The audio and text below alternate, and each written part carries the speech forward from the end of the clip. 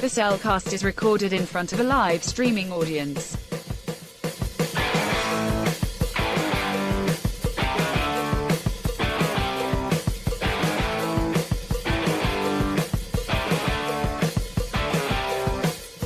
Hello and welcome to another episode of The Cellcast. Joining me today, wait, don't you say rewind? Yes. You didn't jump in. No, so I prove didn't. I got too caught up doing the goofy salute. Sweet niblets. Joining me today, just leave that in. Joining me today is a man who's just tired of all the red. Welcome to Jacob. It gets everywhere, and it's like it just. Yeah. I'll be like, can it be blue for once? And it's like, darn commies. Why? Thank you. Why does this now sound like we're talking about Sleeping Beauty?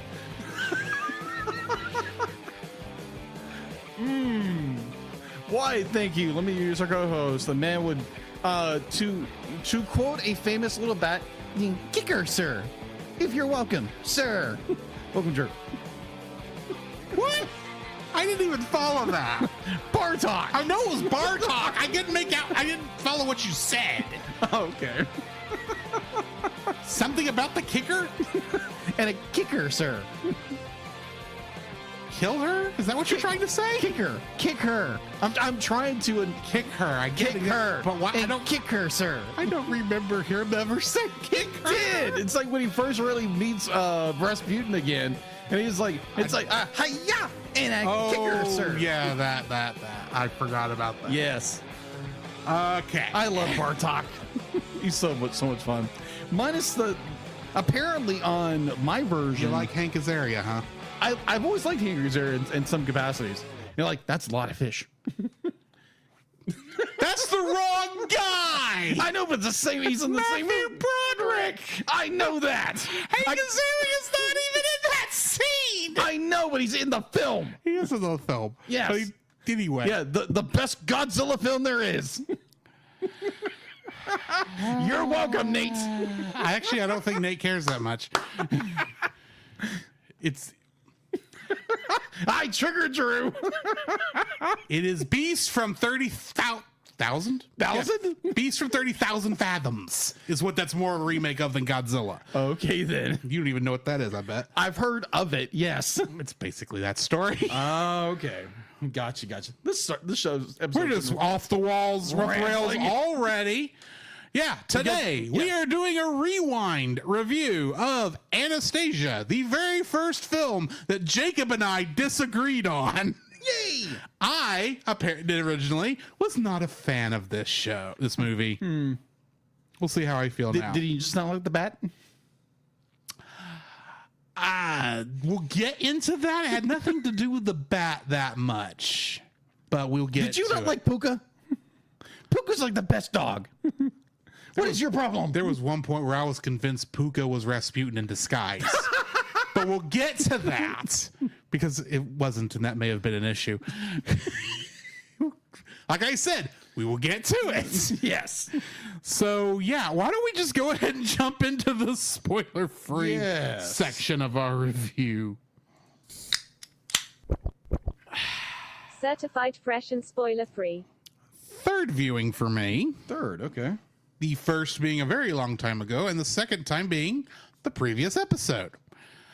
I watched it last night after I helped you finally get everything out of that apartment. And I appreciate it. Jacob moved people. Yeah, I did. Finally, I got everything moved out of the old apartment. So I was a little tired watching it last night. A little. A little. I don't know why I'm doing my Russian accent because we're not talking about Wreck-It Ralph. But we are talking. But we're not talking about that is based Anastasia. in a Roman. Right, film. the Romanovs. The Romanovs. Dead. All the Romanovs are dead. They literally are. Sad, but yes. Sad but true. Stupid Red Army. And not the Red Ribbon Army. No, not the Red Arabian Army. But anyway, so yeah, the first time I watched this film, I was young. Okay. And perhaps a little bit, I don't want to watch that. It's for girls. Kind of an outlook on it. Fair.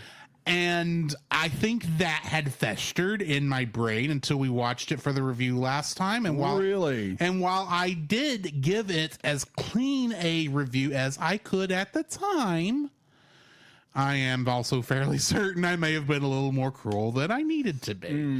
And perhaps me being tired has probably made me a tiny bit more forgiving. But we will see. It's really not that bad a film. I will say it's not my kind of film. Fair. But it's not really that bad a film. So That's true.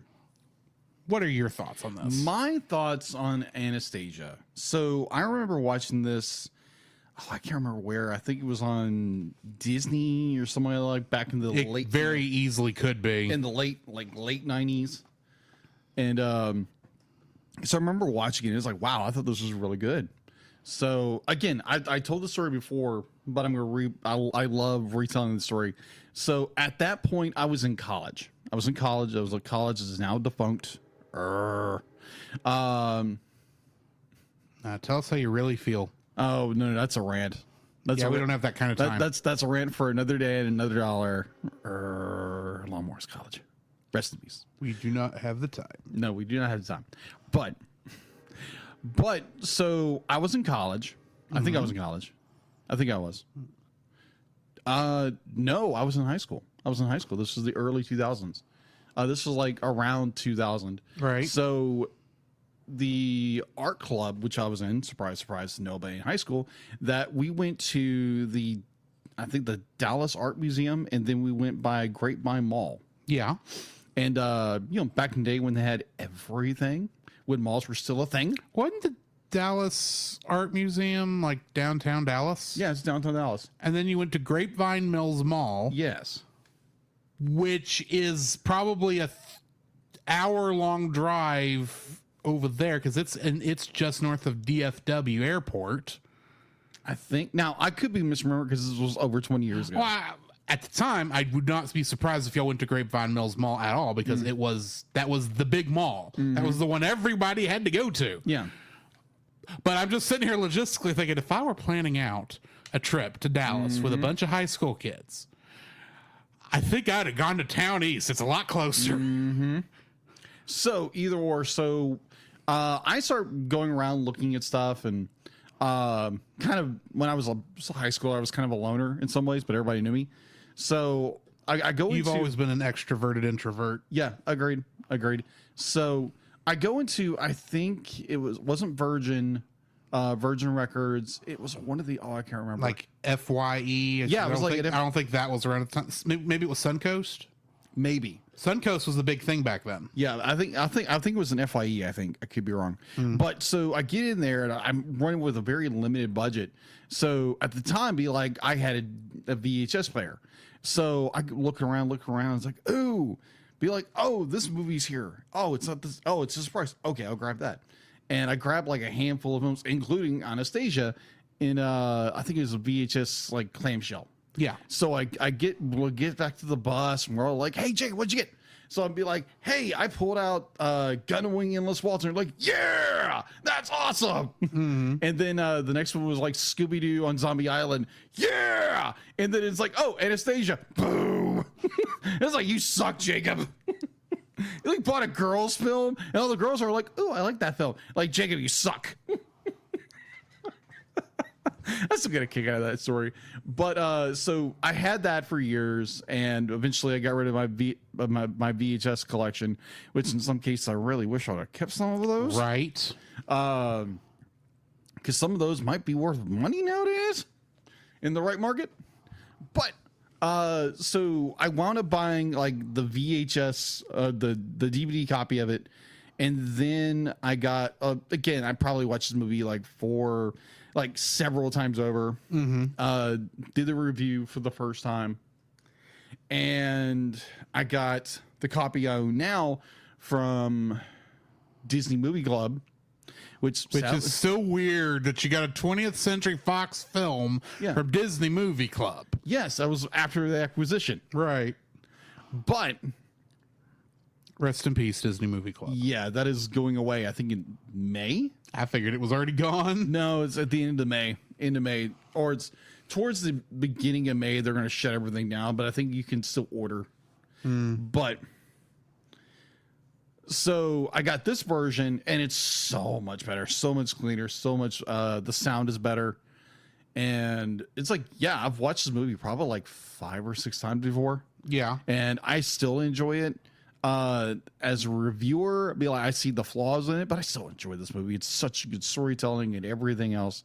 But I'm so interested where Drew's opinion has changed, or has this movie hardened his heart even more towards this movie. I don't hate this film. I know. It was just like the first thing you have to remember, folks, that first couple episodes, I didn't know how. I really didn't know how I wasn't a good reviewer yet. Yeah. Neither one of us really were. No, we were kind of just figuring out. And I think at the time I was more of the thought, okay, I don't like this film, so I need to be harsh. I'm not quite like that anymore. No. And plus, so many people have said, oh, you were too hard on this film. It's like, I'm sorry, folks. It was my opinion. I don't have nostalgia for this. But anyway. Yes. We will. Yeah, we shall see. We shall see how this is all going to turn out. Through the course of the review is figure out, because I already know what I'm reviewed this. We're not going to tell each other what it is until the very end of the review. I don't remember what I rated this. But you know what you're rating it now. Basically. Okay. Or I'll have a definitive answer by then. Okay. One of those things. So, shall we begin? Why don't we? The following is a spoiler-filled review for the film Anastasia. Listener discretion is advised. Anastasia was directed by Don Bluth, who also directed The Secret of Nim and All Dogs Go to Heaven. It's also directed by Gary Goldman, who helped Don Bluth on those previous films I just mentioned. Plus, also Don Bluth helped him on Rockadoodle and Thumbelina. Oh my gosh. Again, had to list the good and the bad. Yes, we reviewed that film. Go check it out. We reviewed all 4 of these films. Oh yeah, we did listen. Yeah, we have done Rockadoodle. Yes, and you thought I was nuts for liking that movie.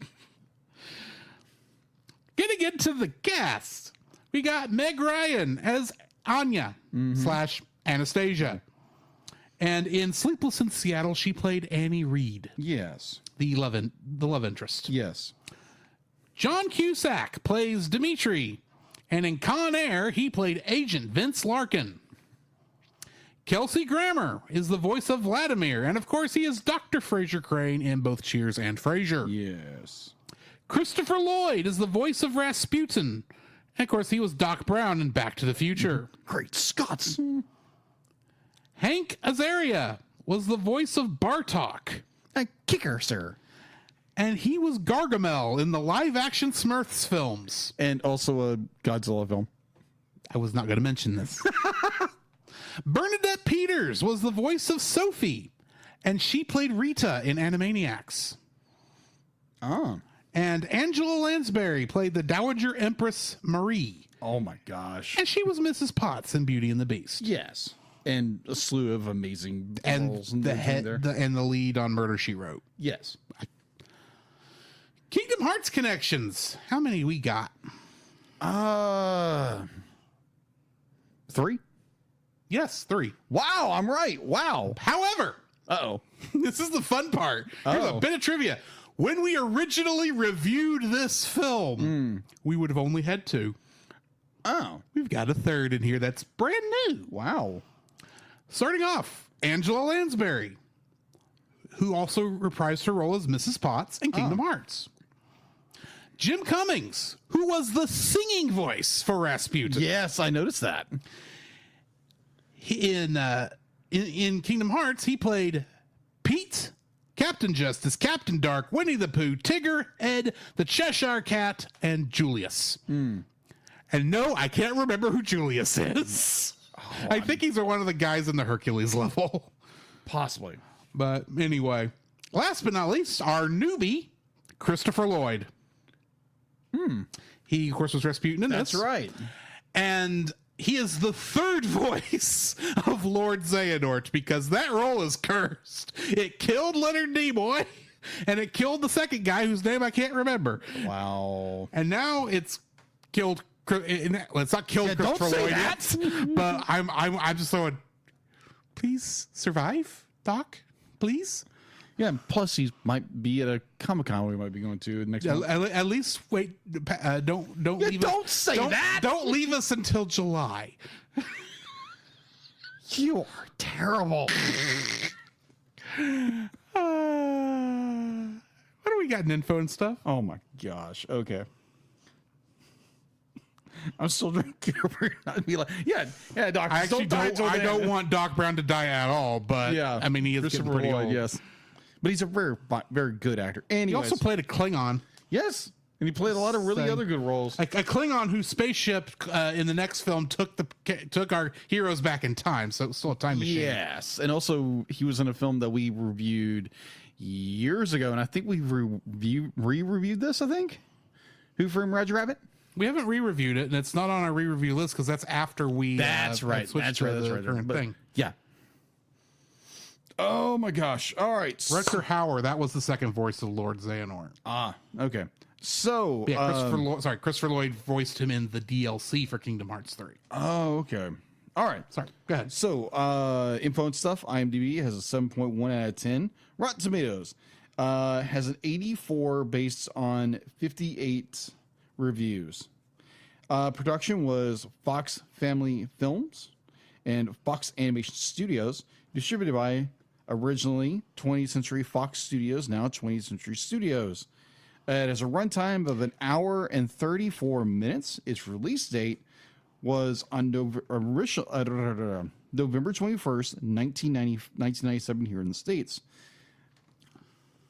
For box office, it had an estimated budget of $50 million. Its opening weekend here in the United States and Canada was 120,421 on November 16th, 1995. Mm-hmm. Its U.S. gross, this is sad, was $58.4 million.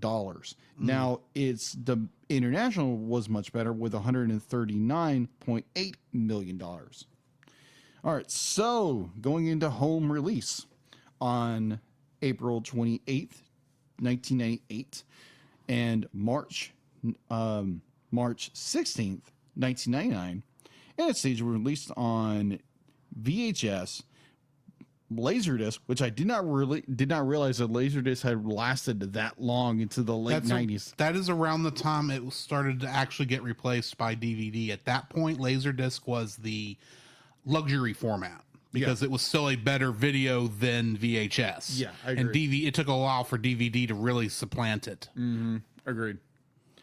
Let's see. And VHS sold over 8 million units. The film was reissued on a 2-disc Family Fun Edition DVD with the film in its original theatrical 8.35.1 widescreen format on March 28th, 2006. The first disc featured an optional audio commentary by directors and writers Bluth and Goldman with additional material. The second included a making of documentary, music video, making featurette, and Anyas, who was a R&B rapper back in the late 90s. Mm-hmm.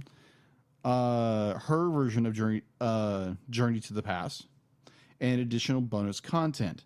The film was released on Blu-ray for the first time on March 22nd, 2011, with the inclusion of Bartok the Magnificent in the featurette, in which I didn't know I was actually watching that on this particular Blu-ray, mm-hmm. and it's produced, it's directed by Don Bluth, and that's an interesting film. Let's see that.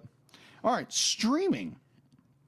So following Disney's acquisition of 20th Century Fox on March 20th, 2019, Anastasia became available on Disney Plus in the United States It was removed from Disney Plus on March 1st, 2022, and transferred to Stars on March 18th. Yeah.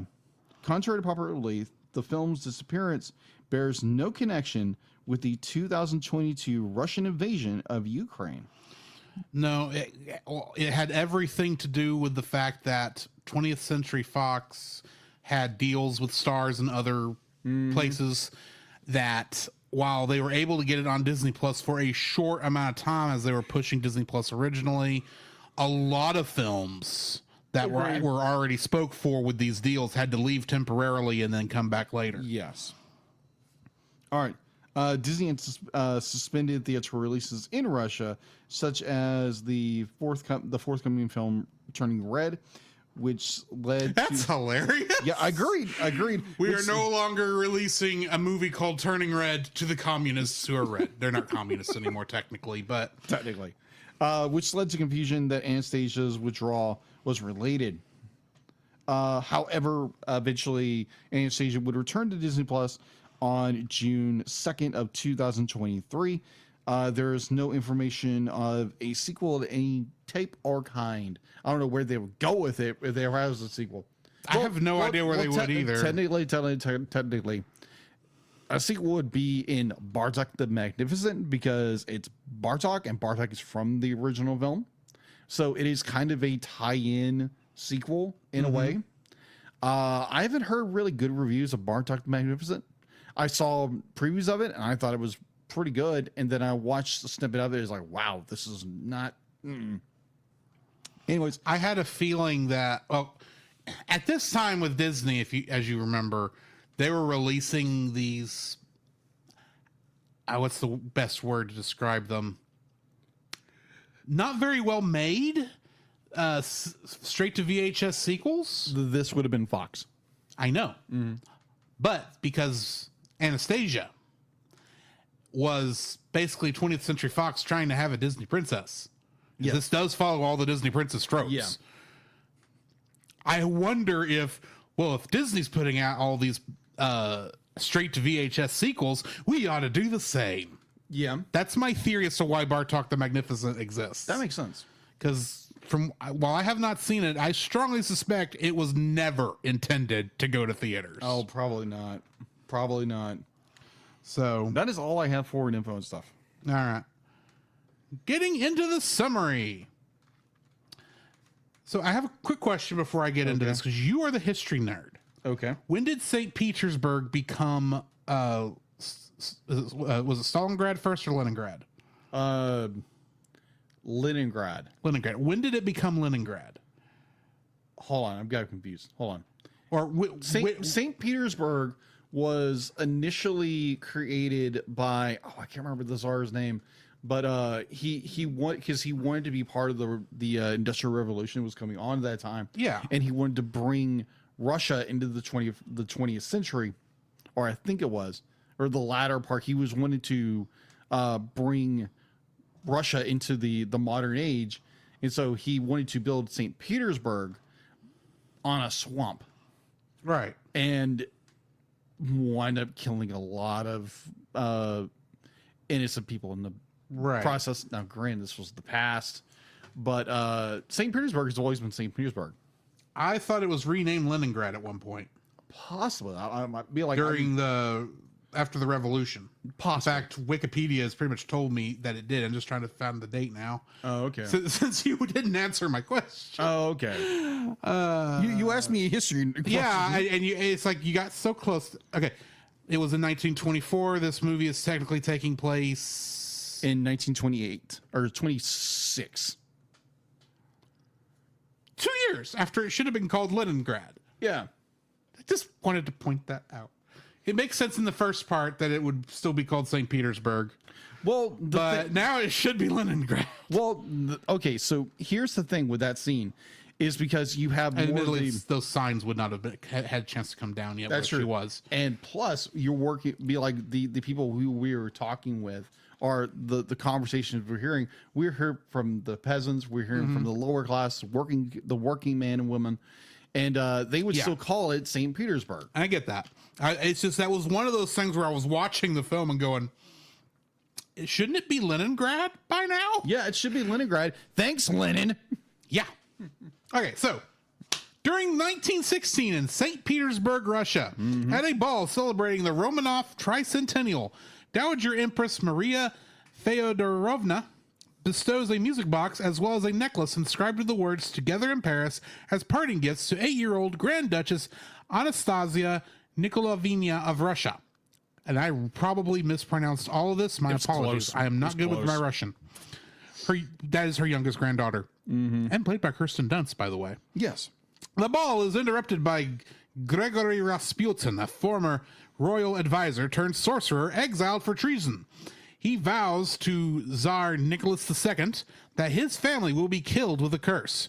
Rasputin sells his soul in exchange for an unholy reliquary, which he uses to start the Russian Revolution. I'm sure the Russian revolutionaries love that. Yeah. As revolutionaries besiege the palace, Maria and Anastasia escape through a secret passageway aided by a 10-year-old servant boy named Dmitri.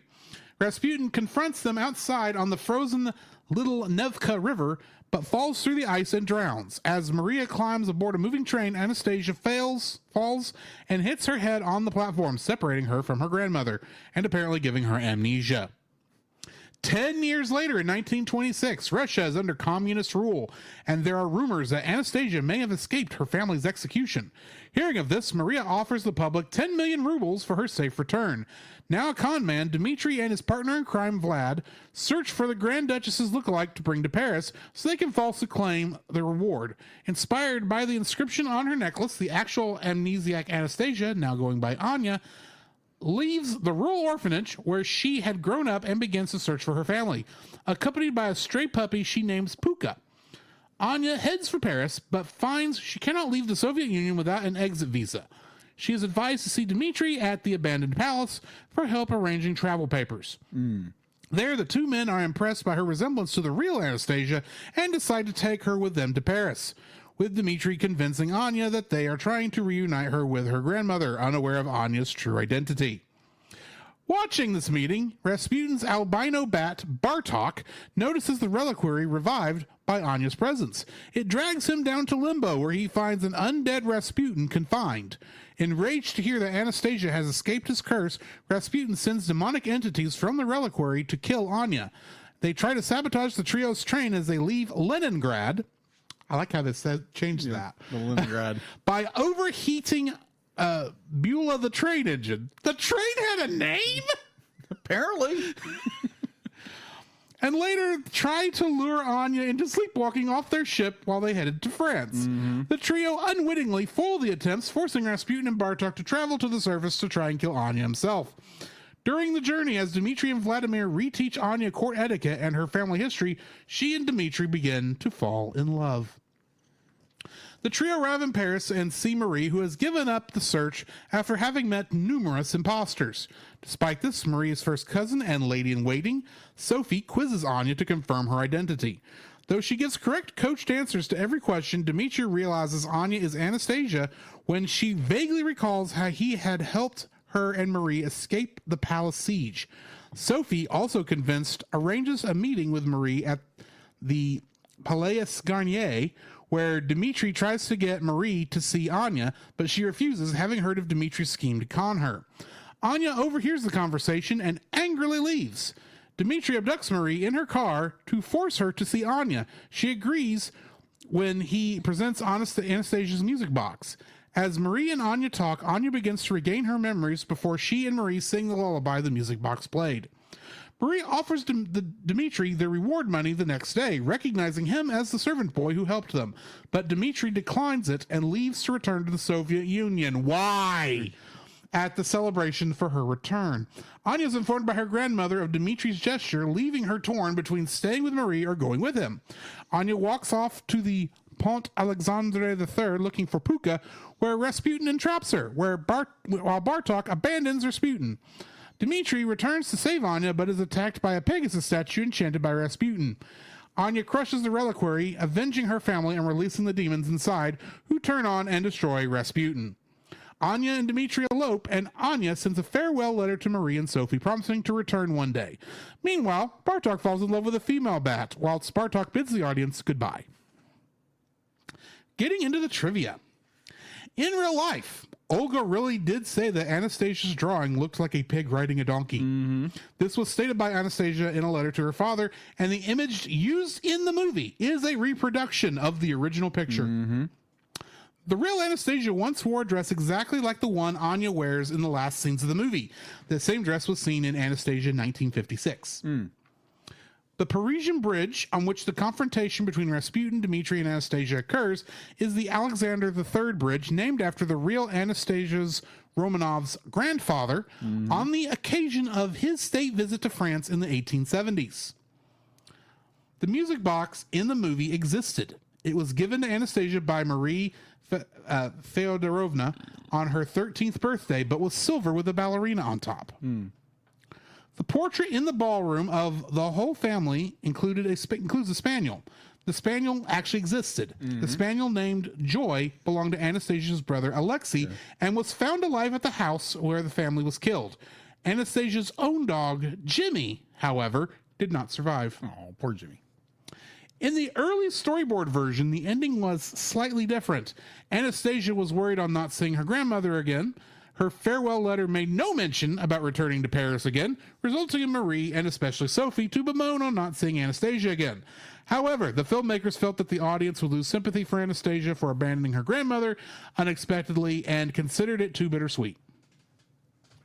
In real life, Gregory Efimorovich, aka Rasputin, was a very controversial figure who in fact was the Romanovs' advisor and Tsarina Alexandra's most trusted confidant. Rumor has it that Rasputin told the Tsarina he was about to be assassinated and that if one of her relatives killed him, all of the Romanov family would die within a year. While of course these facts were too dark to be included in the film, there is a reference. During the song A Rumor in St. Petersburg, an old woman tells Dmitri to buy Count Yusupov's pajamas while offering a pair of ragged clothes. Yusupov who actually was a prince, really existed, was indeed related to Alexander Romanov, and was the one who killed the real Rasputin along with a group of noblemen. And that's all I got for trivia. Wow. What's your first like for this film? My first like would actually be the story itself. I mean, obviously it's fiction. It's a fictionalized version, and I'll get into my dislikes about that later. But I really enjoy the fact to be like you have this princess who is lost, and to everyone be like, oh, she must have passed away, and rumors that she's still alive. And you get all this very intricate storytelling of Anya. She's trying to discover who she is. And this whole story is literally just flooding towards her. And you get Dmitri, you get Vlad. Am I saying that right? Yeah, Vlad. Yeah, Vlad. Vladimir. You get this like amazing cast of characters. Puka, of course. Rasputin, which I love his performance beyond belief. By the amazing Christopher Lloyd. Great Scott. And Bartok. I mean, like it's a great cast. It's a great performance. And it's got this very amazing story, amazing storytelling where our characters are just going through this amazing journey, and it's a journey of discovery for everybody in the story. And it has this very nice little tight conclusion that kind of leaves it up to the imagination what happens afterwards. So yeah, it's the story. Be like, I really, really enjoy the story. So what is your first like? My first like for this film is the music. All of the this being a musical, it lives and dies by the songs. Agreed. And actually, all of the songs in this are pretty good for this particular movie. Agreed. You've got In the Dark of the Night is a great villain song. I love that song. Love it. Love it. This may hint at a later dislike, but it does play so much better on a CD than it does in the film. A Rumor in St. Petersburg. Yes. This thing feels like it could have been an actual musical. A stage musical, I mean. And I actually kind of want to see a stage musical version of this. Don't know how you'd work Bartok into there, but it would be interesting. They've done weirder. I know they have, but I really enjoyed the songs in this one. It's a great soundtrack. But yeah, we'll get more into that later. What's your second like? My second like would be, let me get to my notes. I got distracted. Speaking of songs, be like, the songs are amazing in this. Be like, I love The Dark of the Night. I love that song. Oh my gosh. Because they're going to be like, I love the performance and everything. The song that got me was Once Upon a December. Good song. Yeah, good song. It'd be like, okay, just short story. Let you get back to your thing. Yes. I actually knew the song long before I saw the movie. Really? Because I don't remember who it is, but there was a country artist who sang the credits version. Yes.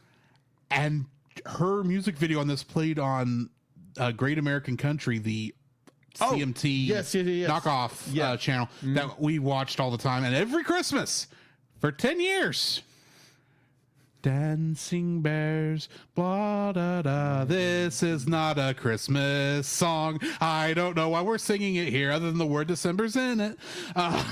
Oh, okay. So yeah, that's how I know this song. Oh, okay. So I was looking for the soundtrack to this movie.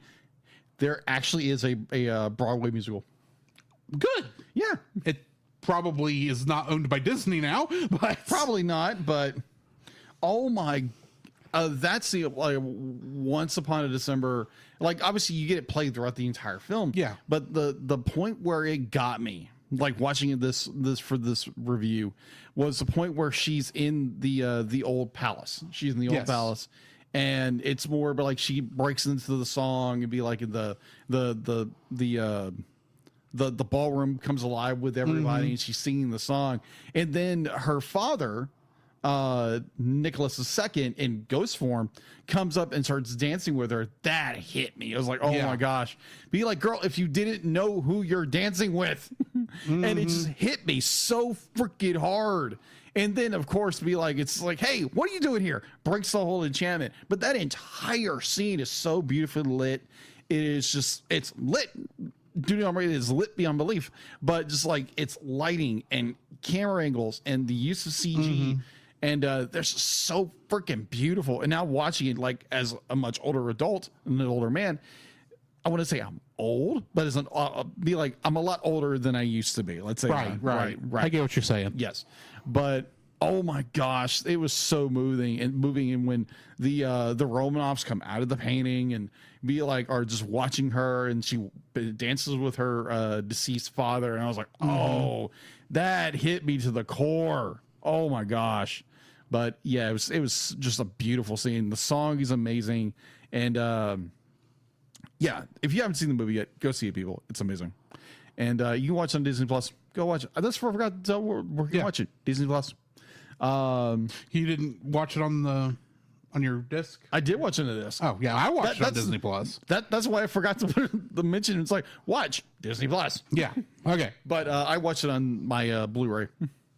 But overall, it's like, yeah, that scene just hit me in so many freaking ways. It's not even funny as like just the visual storytelling, the cinematography, the CG use, the use of the 3D camera.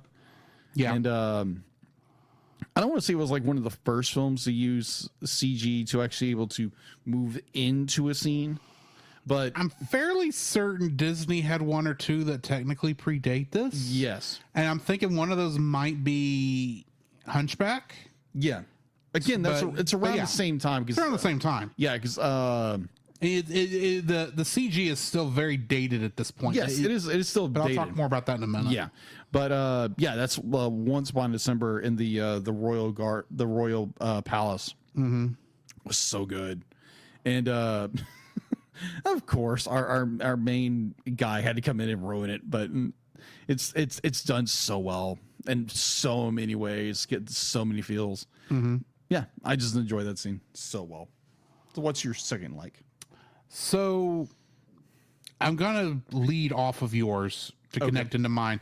Okay, but that particular shot there where she's dancing in the palace. That is the money shot I feel for this movie. Oh yeah, you're not That's kidding. the one I remember from commercials and trailers for this. Yes. And it is very well done. I love the fact that she's the only person with a reflection in the floor. Yes. And this is one slight disappointment I have with that scene. I was really hoping there would be a shot of her while she's in the dress where you could see her reflection in the floor. And I really wanted to see if they had reanimated her in her regular clothes for the reflection. Oh, okay. Unfortunately, they never do that because that's probably on purpose because that would be more work for a detail not many people would notice. That is true.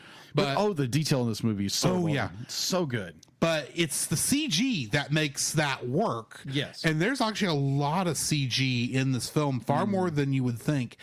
And honestly, the CG here, despite its dated feel, works really well. It does. They worked with the limitations the CG had and made it work like very well.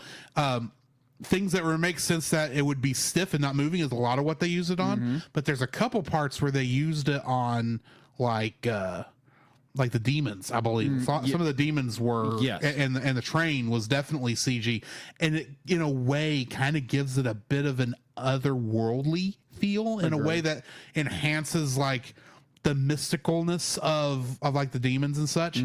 So I thought, okay, that's cool.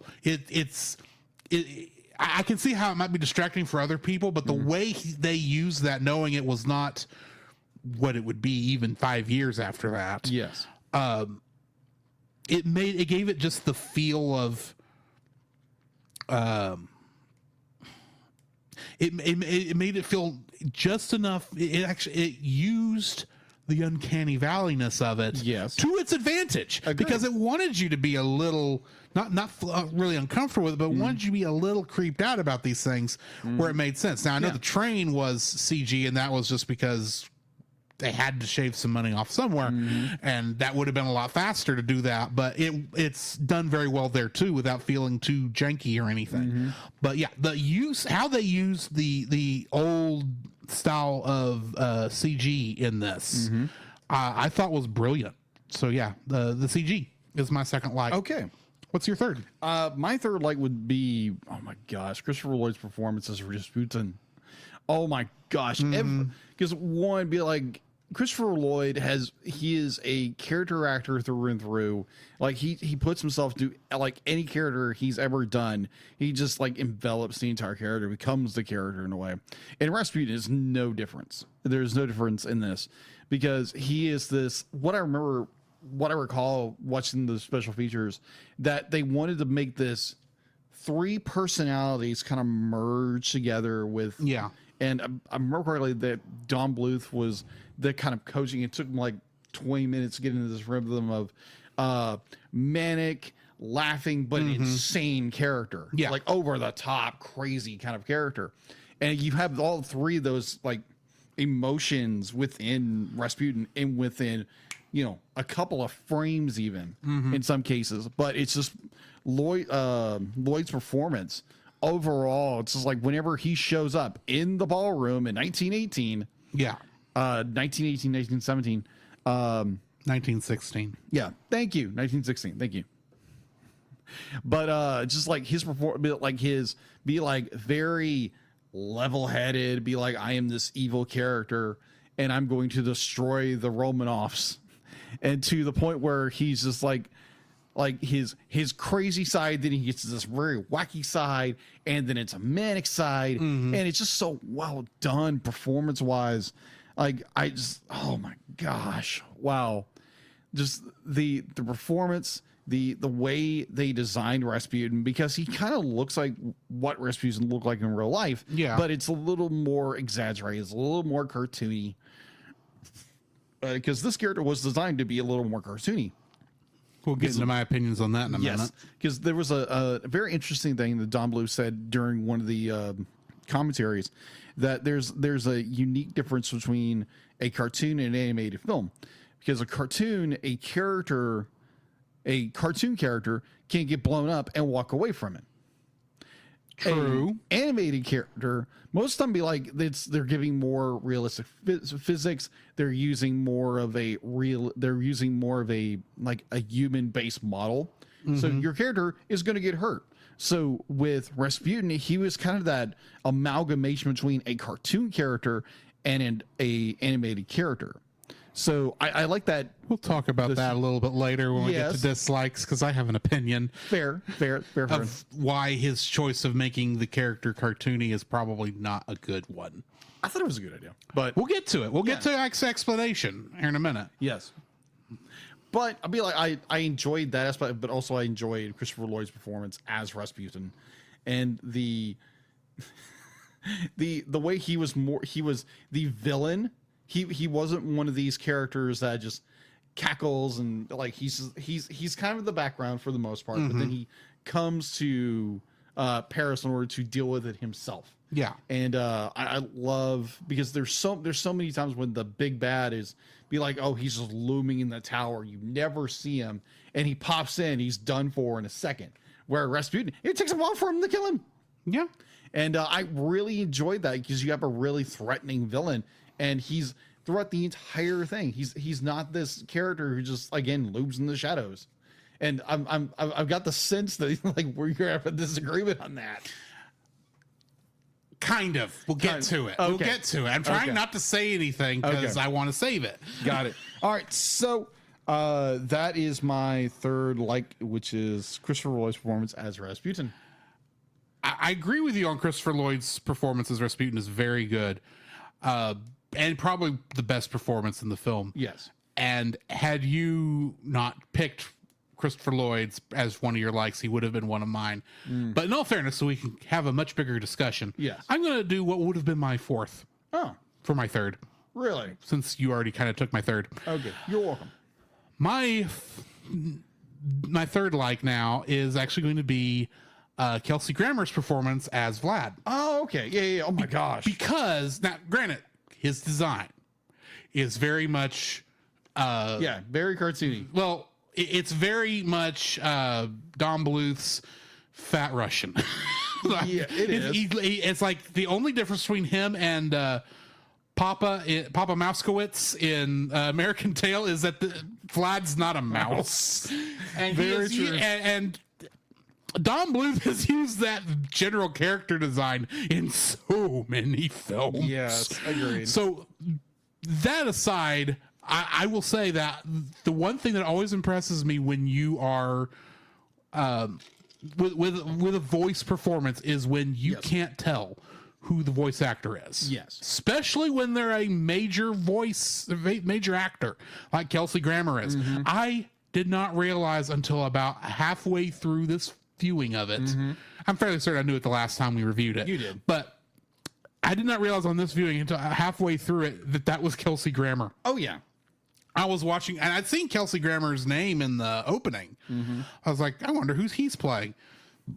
And then I'm watching this and going, who is that voice? Because he does that role so well. Now, once I realized who it was, oh yeah, and then I could see... I could hear the Kelsey Grammer at that point. But until that point, it's like his accent was spot on. He had changed his voice just enough that it wasn't obvious, but he was still able, it was so well within his range.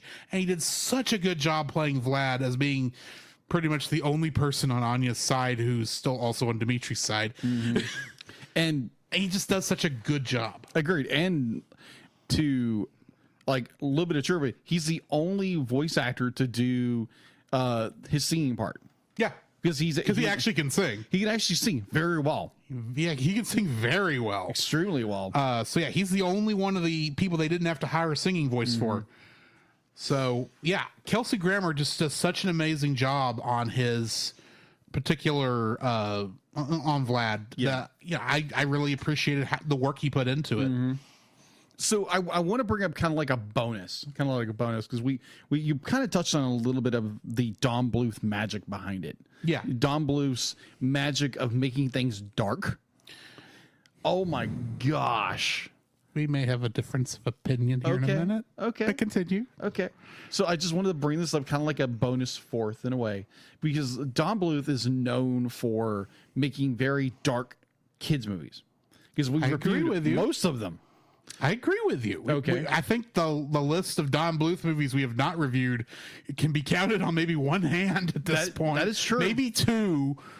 And there's a couple of us like, oh, this is after he lost his way. Yeah, that's true. But I've always enjoyed where you have an artist, because that's what Don Bluth is, an artist. Mm-hmm. He's an artist director.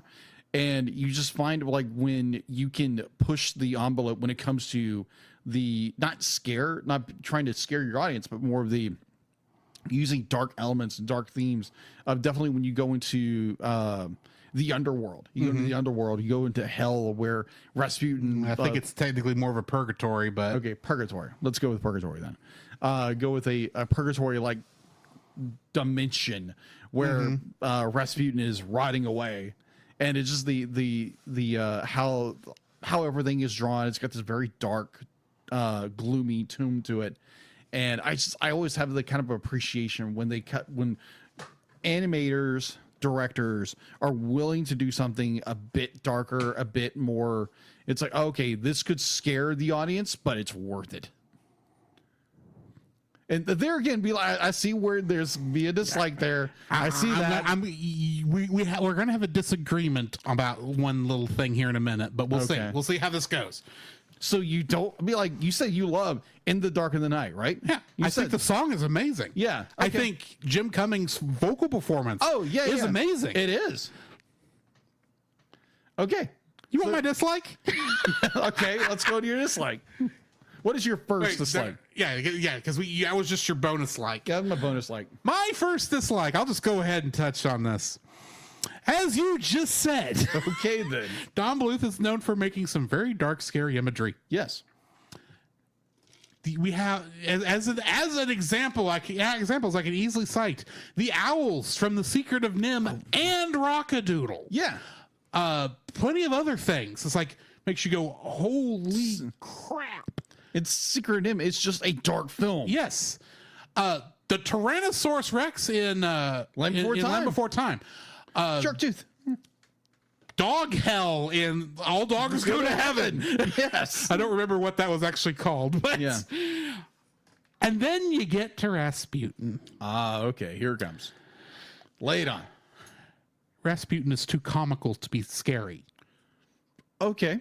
I'm sorry. I totally get it. I do. I was for a zombie wizard who has sold his soul to the dark forces, because Fox probably wouldn't let him say hell. Yeah. Or Satan or the devil or whatever. You're right. Or unholy probably. But for somebody who should be the epitome of the worst of humankind in terms of, all that kind of stuff. Yeah. He is so comical, it's not even funny. But I like the comical. It's so good. But it's not scary. I know, but it's this weird. Rasputin should have, as the villain of this, should have been as scary as Maleficent, as scary as Ursula. Okay.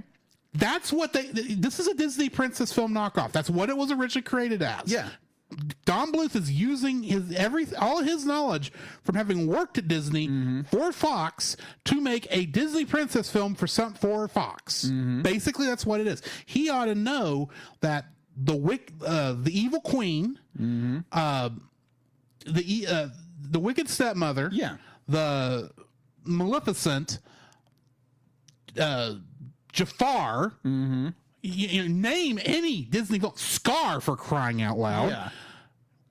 All of these great villains, even though they are, granted, they are not cartoony. Yeah. I think there are some cartoony aspects to them.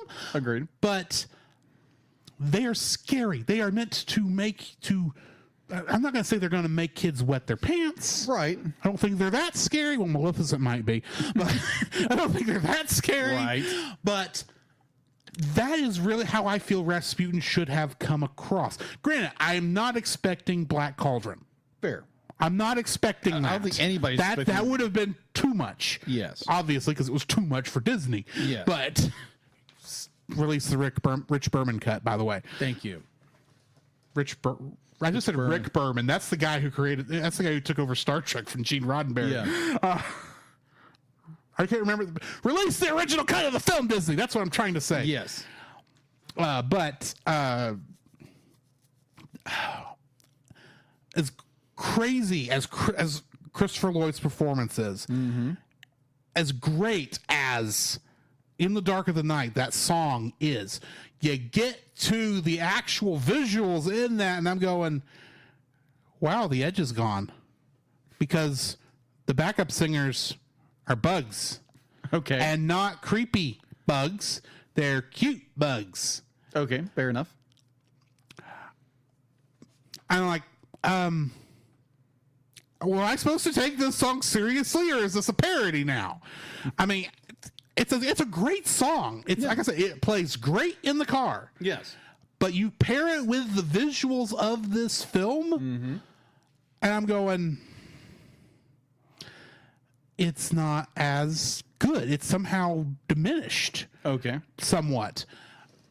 For the performance that Christopher Lloyd turned in for this, I mean, it's just the comedic bit, his lips falling down his beard while still talking, while there's still a hole where his mouth was. You think that should be scary, and it's not, because he decided to make it cartoony. I'm not saying you could not have done a scary, cartoony character starring Christopher Lloyd. You want to know why I know that's possible? Yeah. Judge Doom! Agreed. That is a cartoony character who is very scary. Yes. And Rasputin gets nowhere near that. Granted, I get it. Maybe there was some fear that, because Rasputin does still have family. There are people, for those who don't know, when you go and you watch a film, and at the very end in the legalese it says the people in this play are purely fictional, no depictions of any persons living or any depiction of, that legalese. It's at the end of everything. That is because of Rasputin, because someone made a Rasputin film back in the 1910s or 1920s, and they sued. The family of Rasputin Rasputin's family sued, and now legalese at the end of everything, including based on true films with real people in it. You have to put a disclaimer. That disclaimer is still in it. It is required, because none of them want to get sued by somebody, because it is a fictionalized account, because all movies are a slightly fictionalized, if nothing else, account. Even if it's a documentary, there's going to be some massaging. Yeah. But good or bad. But that's Rasputin's. That is the fault of Rasputin. You get right down to it. It comes back to him. I did not know that. Yeah. And and the thing is, maybe that is the reason why they didn't want that, why they had to have Rasputin be the villain, of course. That's the shtick of this story, but they didn't want to put him in how much worse a light can it be that when you've sold your soul to the dark forces? But maybe they wanted to ease the edge off a little bit. I don't know, but I'm sitting there going, if this were a Disney villain, he'd be the worst one, because he's, in my opinion. Okay, fair. And there may be a couple more I'm not thinking of that are definitely more not intended to be the dark, evil for evil's sake villain. Right. Because this Rasputin is definitely, I'm not saying the real Rasputin was like this, but the Rasputin in this film is definitely an evil for evil's sake revenge story villain. Okay, fair enough. That's what that's the goal here, right? Agreed. And he's just not scary. Don Bluth has done so many better, scarier villains. Okay, fair enough. And so I guess when you get right down to it, this supposedly being his Disney princess film villain, and it being Don Bluth, should have created something that would scare the pee waddle and doodle out of anybody who watched it, and still be a kid's film. because Don Bluth can do this. Yes. And I'm watching it going, good night. Wile E. Coyote is more serious than you are. I get it. I do get it. I do see where you're going.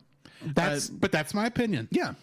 And I agree with you in some ways that, you know, this version of Rasputin isn't exactly a terrifying character to us, because he's supposed to be more of a comedic character. I will grant you, my viewing of this character is solely from the point of view of somebody over the age of 20. Okay. Because I didn't really see this film until that point. Got it. So I don't know how I would have reacted as a kid. I will say this is no Tim Curry as the soul of pollution, whatever his name was in Ferngully.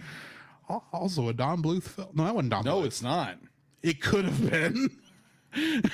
Yeah. It animates like a Don Bluth film, even though it's not. Right. But anyway. Fair enough. Fair enough. I'm not gonna fight you on it. I think it's more. It's a good observation. And I get it's a stylistic choice. He had an idea in his mind of how he wanted to portray the character, and how he could make sense to where he could bounce back so many times. Yeah. But he's a zombie. It should be more than this. Yeah. It should not be cartoony. But that's my opinion. If you disagree, I understand. Yeah, which is totally fine. We all have the right to an opinion, our right to agree to disagree. Yes. All right. So that's your first dislike. Excellent. My first, I'm going to switch the order around that I had. The third act seems a little rushed because I'll grant you that. Yeah, it's more like, okay, Anastasia Anya discovers who she truly is. And they remembered, oh yes, we have to deal with Rasputin. Rasputin. And I love the scene, but it seems like there should have been a little more time, a little more buffer between it. But they just be like Anastasia just be like, she just wanders off. Next thing you know, she's outside, she's on this bridge. Boom, there's big bad Rasputin. And but it seems it's very rushed to get to the very end of this film, because they had all this great build up of storytelling, and it seemed like they just ran out of time, and they had to figure out, how do we get Rasputin and Anastasia together to finally get this final bout, to the end. And it just seemed a little bit of coincidental in a way. Yeah. It was a bit too much more rushed or forced, but it's like that's more of a nitpick of the trying to conclude your story and not properly, because obviously they introduce how our characters intersect, but that one little section where they actually do meet for the first time in 10 years it's so disjointed of how they do it. And so kind of the third act it doesn't damper the story, but it's just kind of we got to get here, so we got to rush it. Yeah. So the Russians have to rush it. The Russians got to rush it. Okay. In Paris. Yes, in Paris. All right. So what is your second dislike? Why does Dmitri want to get back on the train to go back to St. Petersburg? That makes no sense. I agree. Why? You escaped. Wasn't that the whole 90% of the point of you trying to get Anastasia to Paris? Was partly so you could escape Russia? Because it was obviously going communist, and y'all were already tired of all the red, as you said in that one scene. Why did you want to go back to St. Petersburg? You're free. Yeah. Granted, maybe the idea was, if we sat here too long, we'll get deported back to Russia, because they did technically cross the border illegally. Technically they did. But at the same time, and granted, Anastasia would have been getting diplomatic immunity as a foreign royal. Or maybe she doesn't. Maybe she doesn't recognize her royalty and just goes back to Anya. Maybe, but I mean, in the context of the way the story went. Yeah. By the time he makes the decision to get back on the train and walk out of her life. Yeah. I understand why he wanted to walk out of her life. I applaud his thinking there, even though it's wrong. Yeah. But Of all the places he could leave her life, walk out of her life and go to, why Russia? So why go to St. Petersburg? Why St. Petersburg? Why? Go somewhere warm. Go to, I don't know, England. If you're going to go back to Russia, why the USSR? Yeah, I should specify that because that's at bigger. that point, it's USSR. Go somewhere where it's. Where was it they held the Olympics in Russia last? Sochi. Yeah, Sochi. Go to Sochi. It gets warm. Go there. Don't go to Ukraine. It's going to have some trouble later. But it would. Long after. But either way, long after. That may have not been a good joke. But anyway, no, it wasn't a good joke. But go to Sochi. Go to Sochi. It's warm there. Why are you wanting to go back to St. Petersburg? So here, I agree with you. I understand it's home. Yes. But home is not very welcoming at this point in history. Yeah. So I want to point out where, be like, especially yes, if he's not on the communist way of thinking. Yes. It's only going to get worse for him. Yeah. It's called being thrown into a gulag. Yeah. So why would we go back to Russia? So in the first song would be like, St. Petersburg was something to talk about. And I forgot his name. Terrible. Whose name? Dmitri? Dmitri. Thank you. I forgot his name for a second. Dmitri. Be like they're singing about like him and Vlad, or be like, to finally be able to leave St. Petersburg and be able to see and have the people have something to talk about them leaving St. Petersburg. Yeah. And the idea would be like he wants to escape St. Petersburg, be like he doesn't like it there. And then at the end of the movie, he wants to go back. I didn't ever caught that until you said that. I was like, whoa, that's a great insight, because I don't know why. It makes no sense. Grant, he always wanted to escape St. Petersburg, right. so why would he go back? And the reward he didn't take was 10,000 rubles. I'm fairly certain. I don't know if the currency changed when Russia became the USSR. But I'm fairly certain maybe the ruble might not have been worth as much. Now, it could have been. I could see the Empress changing it for the franc at the time. And Dmitri could have done the same thing, probably. Especially if, well, more than likely, she probably doesn't have that money in rubles. She probably has it in like diamonds and such. So it would have had to have been sold. But either way, that's just doesn't seem like it'd be very spendable unless they were using the ruble much long past that. So my second dislike, you want to go to a place with a Russian name? Go to Odessa, Texas. Odessa, Texas. Odessa is a Russian name. That is true. That is true. Yes, go to where it's gonna never be cold. That's true. Come to Texas. Come to the middle of the state where there's a huge. That's German. Sorry, you got to go past the German part of Texas to get to the Russian part of Texas. That is true. Anyways, my second dislike would be, not granted, this is a nitpick, the historical inaccuracies. Right. Again, this is a fictional story, and I'm fairly certain this was an argument we had in that first episode. We did. I did go back and re-listen to the episode, and some of it is very cringy to listen to. We were new. We were newbies. We were babies. Yeah, very new baby podcasters. But oh my gosh, obviously we know, sadly, all the Romanovs did pass away. Be like the Anastasia, the youngest daughter, did not survive. But obviously there had been rumors for that for decades after that. Oh, those rumors were up into like the 70s and 80s and 90s. Yep, in the 90s. But even though they had already found the body. Yeah.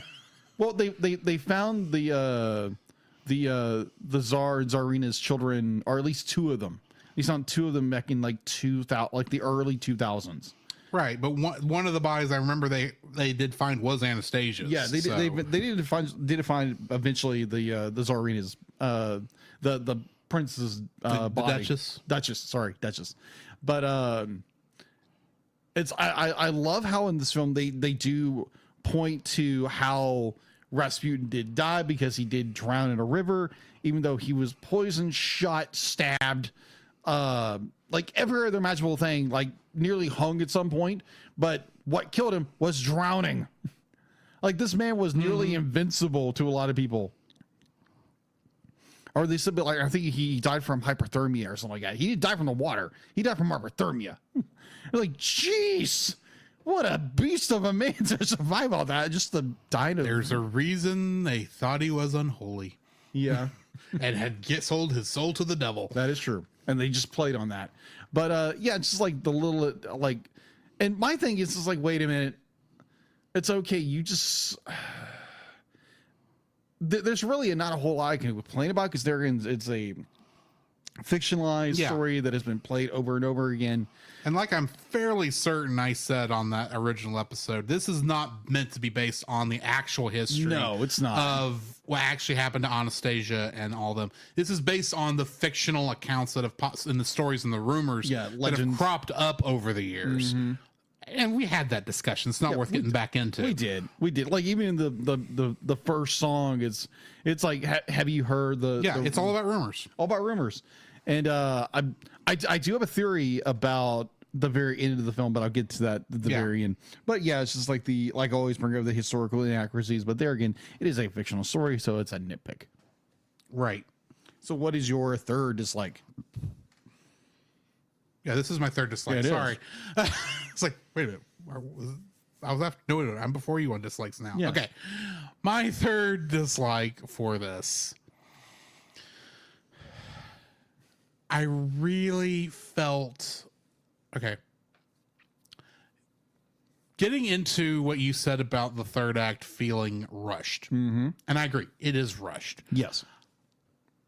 There was a point in there where it really felt like so Puka leads her into the hedge maze, right?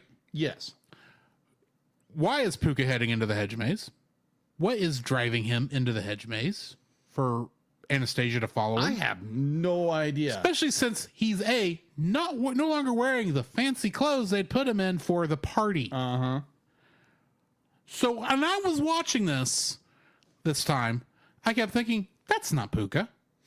That is Rasputin in a disguise leading her into the garden. Okay, fair enough. Or leading her into the hedge maze. And it felt like it was playing that way the whole time until she picks up the dog and the dog does not immediately turn into Rasputin to scare the living crap out of her. Yeah. No, Rasputin walks in off stage. Yeah. And it's like, really? What's Puka doing here? Why did Puka come out here? What is Puka's reasoning for walking through into this hedge maze? What is Puka looking for? Is Puka somehow, because it's a non-sentient creature? There's a difference between intelligent and sentience. That's that's all I'm meaning to say there. I recognize this dog is very intelligent. Mm-hmm. Is it because he's a non-sentient creature, he's more susceptible to Rasputin's control because of Rasputin's powers? Mm-hmm. Why is Puka here? He had no reason to leave the palace.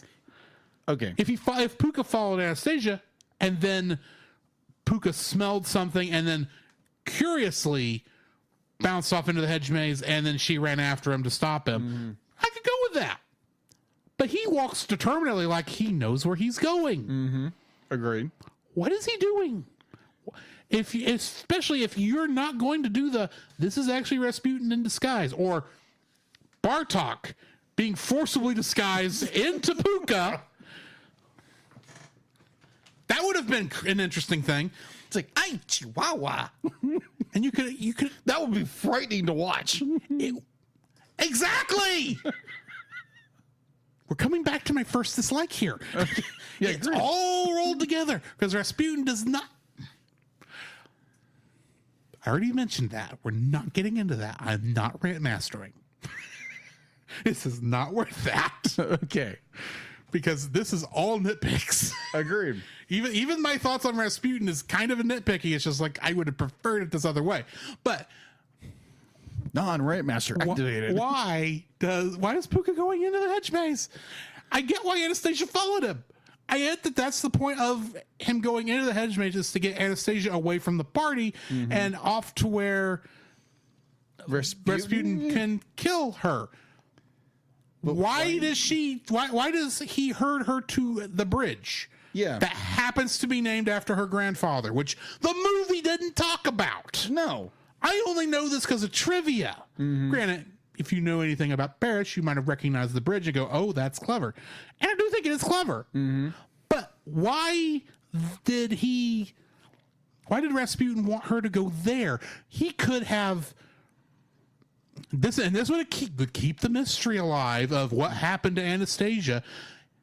He could have drug her into hell there. Could have. What was Rasputin's plan besides, I'm going to kill her? It's like, first off, you wanted to kill her after she'd had her day in the sun. She's not having her day in the sun. She's already decided she doesn't want it. She wants Dmitri. And granted, you got to get it where Dmitri can help her. I get that when he shows up out of nowhere. Where? Why did he know to go to the bridge? This is all part of that rushed thing you talked about. It just feels like they realized at the last minute, we've got to finish the Rasputin part of the story before we finish this. We can't just leave it here, despite the fact the core of the story is done. We've just got to deal with the roadblock that keeps popping up. Because that's all Rasputin is in this, is a roadblock. He's not, that's why I don't think of him as a villain, really, as a scary villain. He's a roadblock. And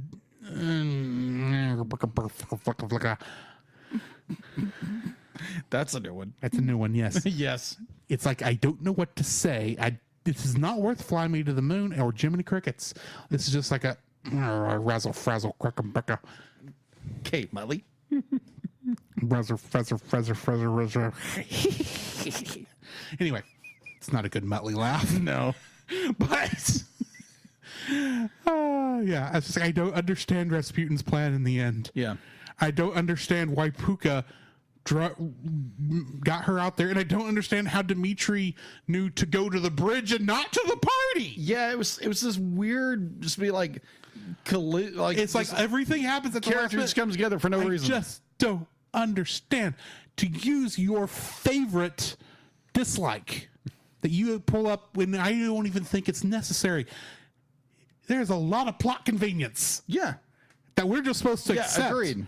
And it all feels like it's coming after the climax of the film. Because this is supposed to be it's after the emotional climax of the film. This is supposed to be the active action climax. And yeah, it does that, but I'm still looking going, this really feels like y'all threw it together at the last minute. So yeah, that's my third dislike for this is I don't understand anybody's motivations or plans in the last in the end of it. Yeah. Oh, I agree. After I quit understanding the plot after it was very obvious she made her decision to go find Dmitri. Yeah. At that point, I don't know what the crap's going on anymore. Yeah. It kind of just falls apart. Yeah. So I wouldn't even call that the third act. I'd call that the epilogue. Because the story is over. So here's my thought when you brought the point, this nonsensical plot convenience. Like you say, I like to use the word plot convenience sometimes. So here's my kind of idea. Just run with me, shall we? So I don't know if I can do that. You run pretty fast. Okay. And I'm out of shape. We can work on that. I know. I'm just giving you a hard time. But it's okay. So you have Puka just runs out and she's trying to find, Puka, and like runs through this maze in the whole bed. And then all of a sudden there's Puka. There's another Puka. Like Puka somehow got out there, and it's like things. Or here's a better one. Be like that. Bartok got a hold of Puka and then got transformed into Puka. And then makes the switcheroo. There's so many tiny things they could have done to make it acceptable, and they did none of them. Or like you said, it's Rasputin in disguise, and be like she realized, and did he be like, you see the slight metaphor-station and be like that real grand villain reveal that I've lured you here. Be like, you have fallen in my trap. Talk about something that could have redeemed this villain performance in my eyes had they done it. Yeah, I could live with the goofiness before that point if you made him scary in the end, and he's not even scary in the end. Yeah, he's never scary. Fair. So going into my third dislike of the film, it is like, again, it's a nitpick. It's some of the CG doesn't really work. because there again, it is the late 90s. Yeah. And CG is still they use it very well throughout this entire film. But there are a couple places where it's a little... It's a little crunchy. Yeah. A little crunchy here and there, but that overall the CG's done very well in the film, but some parts are like you said, a little crunchy. But yeah, it's my third. Like, now I do want to throw this one theory out there to the audience, and let's see if it sticks in some way. So there's something that Angela Lansbury said during an interview for this film, and it's something she said along the lines that what we think happened. What we think's happened to this version of Anastasia.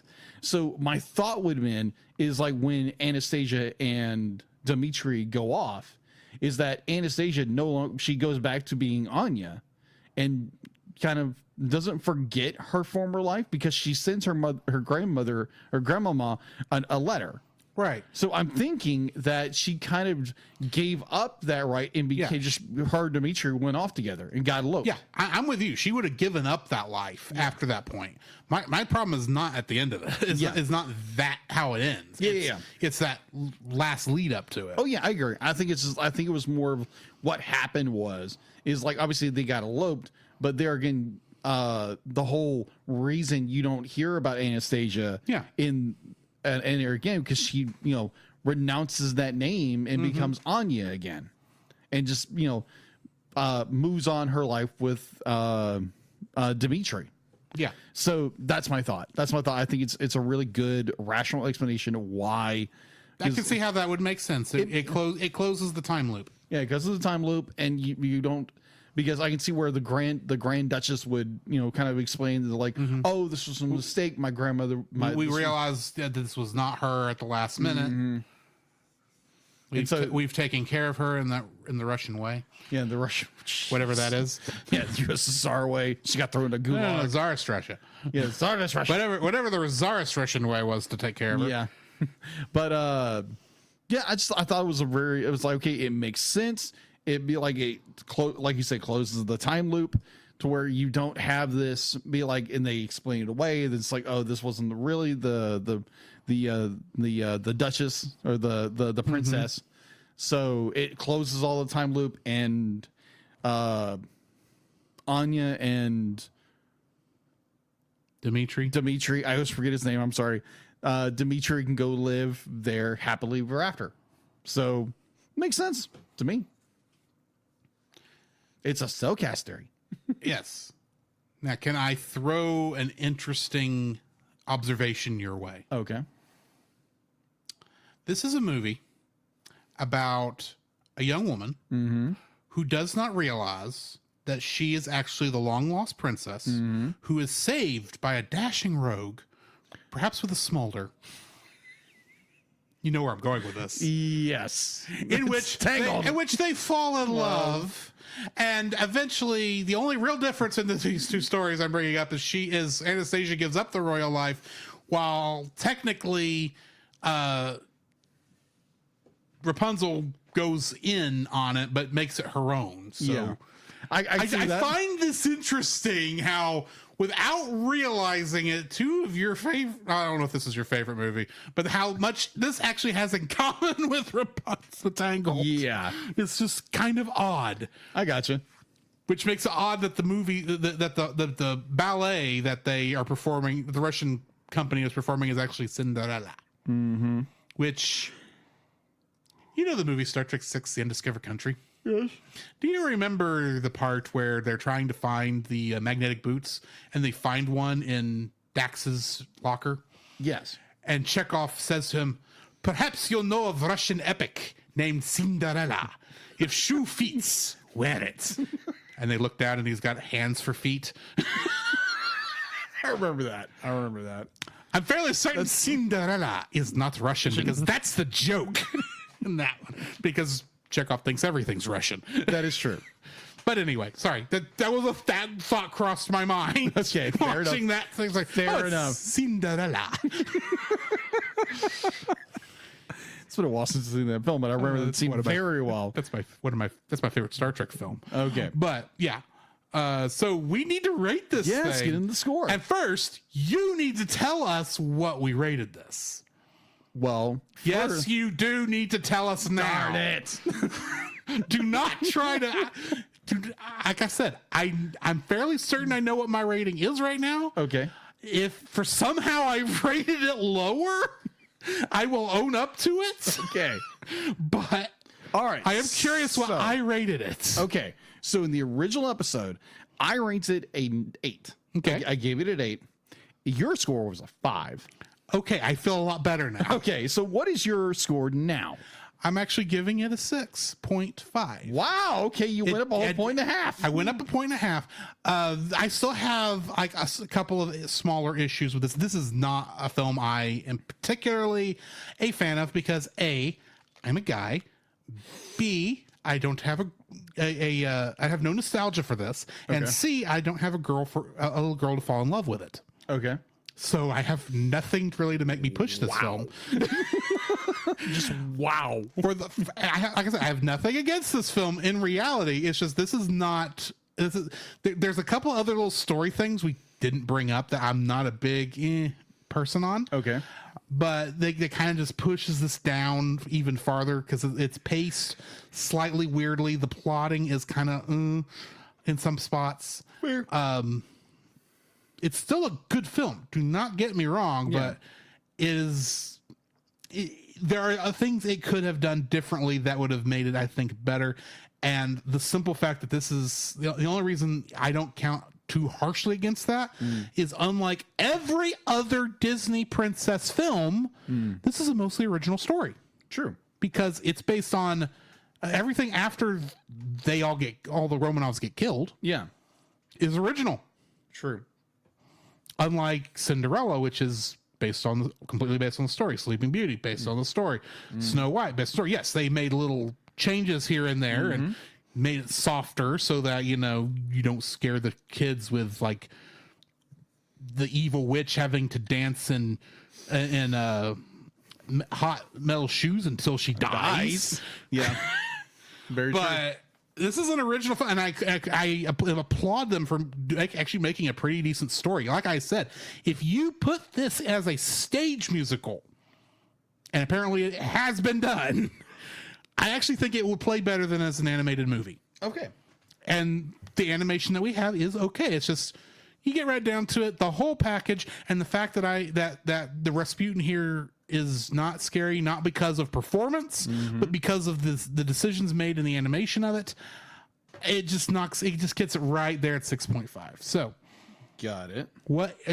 Are you rating it? I'm giving, because originally I gave it an 8. I'm going to give it an 8.5 because I still love this film. It's so great. I can see the flaws. I can see the third act kind of falls apart, and kind of the plot convenes where all the characters can merge into this one scene for no reason. But I still enjoy it. I still enjoy this film tremendously. And again, I probably watched it a handful of times already. Right. But yeah, I thoroughly enjoy it. So I've kind of bumped it up because it's not nostalgic, because I just see the artisan come through with this film, and I really enjoy it. So yeah, 8.5. Now, I don't remember. I do remember when we talked about this film originally, I think I did not like the Shopping in Paris song. Yes.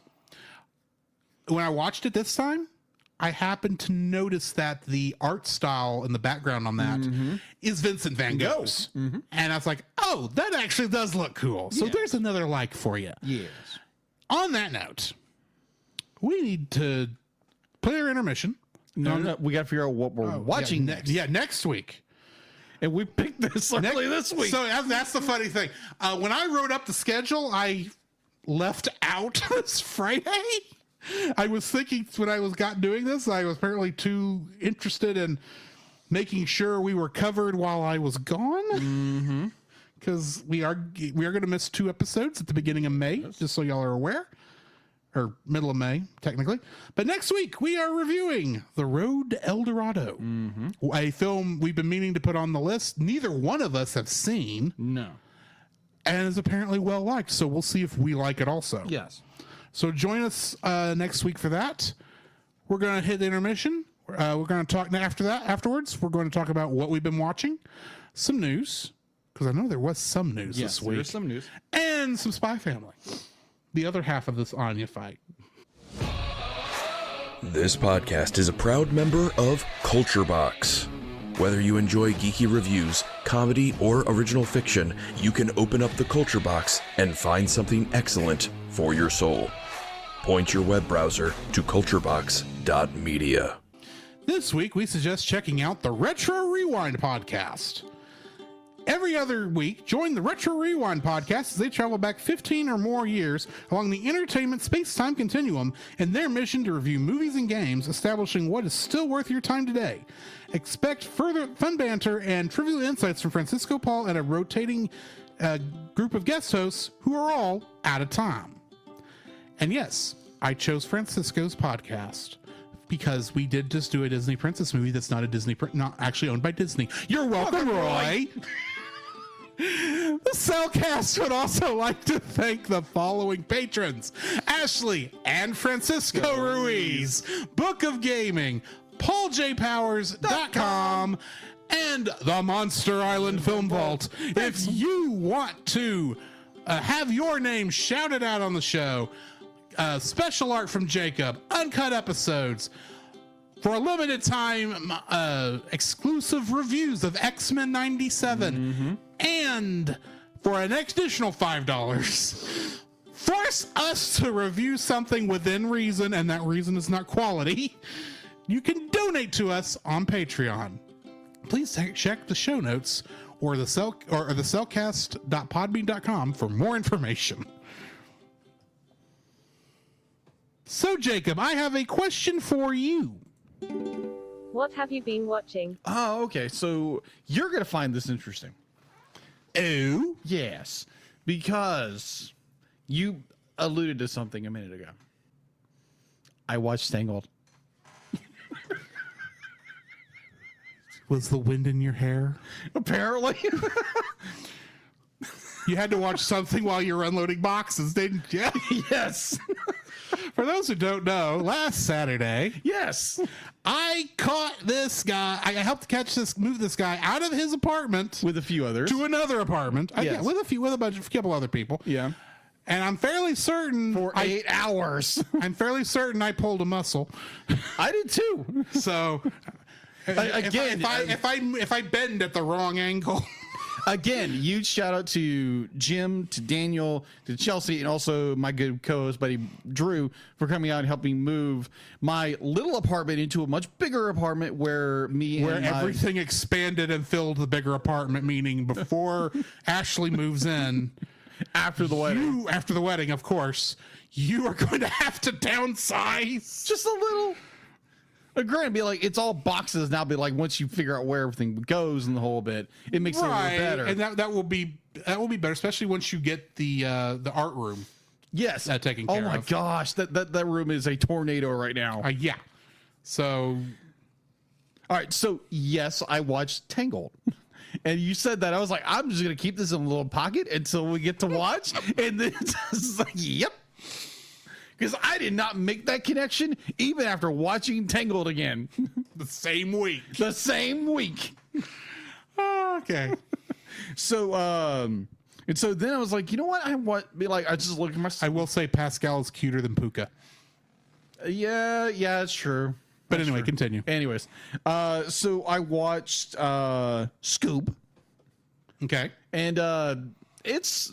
I would give it this. I would think the performance of Fred Jones by Zac Efron was, to me, it was a lot better. Now, granted, they do make him more of a dumb jock, which I don't like, because never a dumb jock. They had been kind of doing that in the more comedic versions of Scooby-Doo in the last couple of years. So. That is true.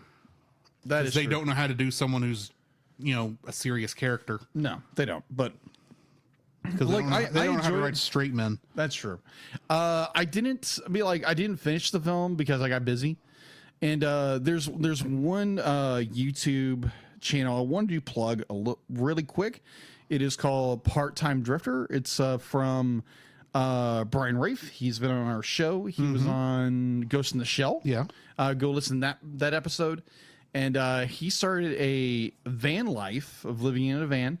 And It's interesting. Like, if you want to go support him on that, go over to youtube.com and look up Part-Time Drifter and let him know, be like, the Cellcast sent you. And yeah, I watched the first episode. It was a good episode. It was having to what is it where you have to throw it audible. For what's going on. But yeah, it's interesting. I'm curious to where he's going to go with his van life and his journeys through that. And so yeah, it'd be like, if you want to go, watch Brian do stuff in a van and camp and the whole bit, go visit him there. And yeah, that's what I've been watching and listening to a lot of stuff on the way from hither and thither. Right. So what have you been watching, listening to, and most likely playing? Well, at the risk of being repetitive, Kingdom Hearts. No. Final Fantasy. Final Fantasy VII Rebirth. Yes. I am now at the point where I can go to Nibelheim outside of the flashback and see how much of a liar. I don't think this is where we find out how much of a liar Cloud is, but things are going to start getting a little weirder now. So yeah. And then, this morning, this afternoon, after I got back from getting you back, I threw in, we're both technically in a 200 new movie challenge in which both of us are losing badly. Yeah, very. Like, I'm at 25. I don't know. I think I'm at like 12, 13. There might be one or two other things I've seen in there that I have not included, but I can't remember. Well, from between Godzilla -1 and Wednesday, I did not note anything. Well, for me, I kind of lost interest because I would post things and then it would get flagged. It would get flagged and I couldn't post anything except on my own page for like a week. And I would do it again. I get flagged again. That's weird. Yeah. I was like, okay, guy who's running the page, wink, wink, nudge, Jim Bob. What's going on? I blame the ducks. You blame the ducks? Have I never said that on this show? No. I was like, blame the ducks? Yes, I blame the ducks. Mighty Ducks? DuckTales? Woo. What ducks? The ones that you shoot in Duck Hunt. Oh my God. No. Stupid dog. The joke, I've had this stupid joke for years. Okay. Many years. It predates you by a long shot. Okay.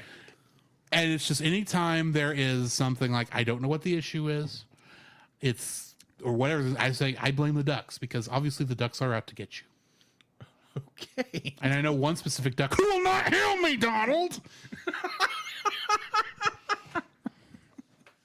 Okay, now I get it. I blame the ducks. They're all against me. That being said, ducks rock. To quote that cartoon. Yes, my ducks. Oh my gosh. 90s nostalgia. If you've never heard about it, go watch it. It's fun. So yeah, before you came over, I started a film. Yes. Forbidden Planet.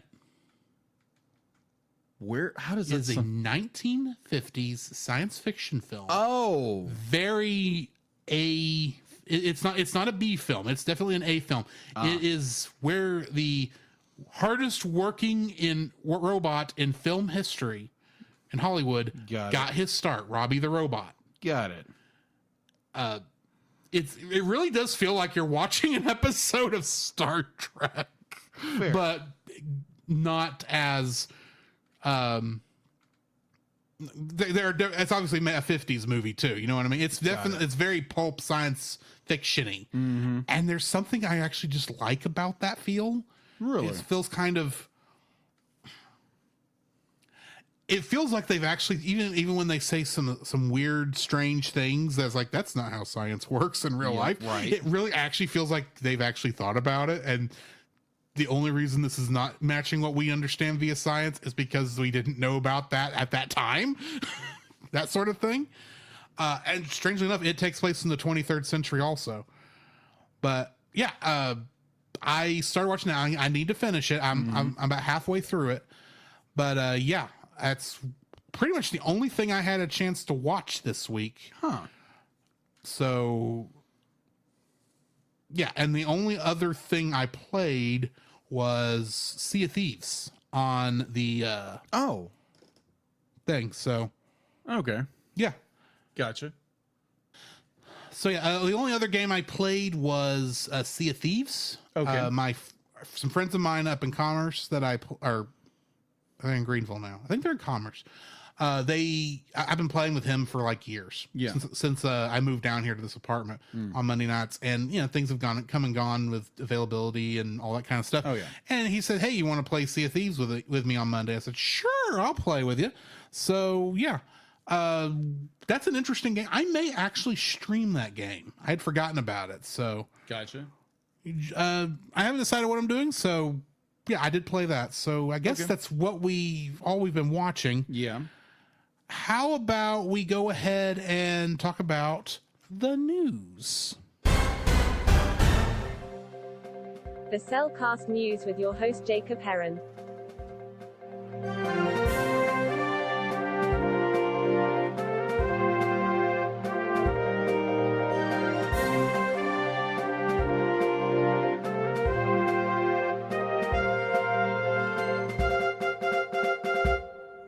Why? Thank you, Dila. And getting into the news, a little bit of this kind of bleeds over from last week, but it's worth mentioning because a lot of it kind of came forth in the news this week.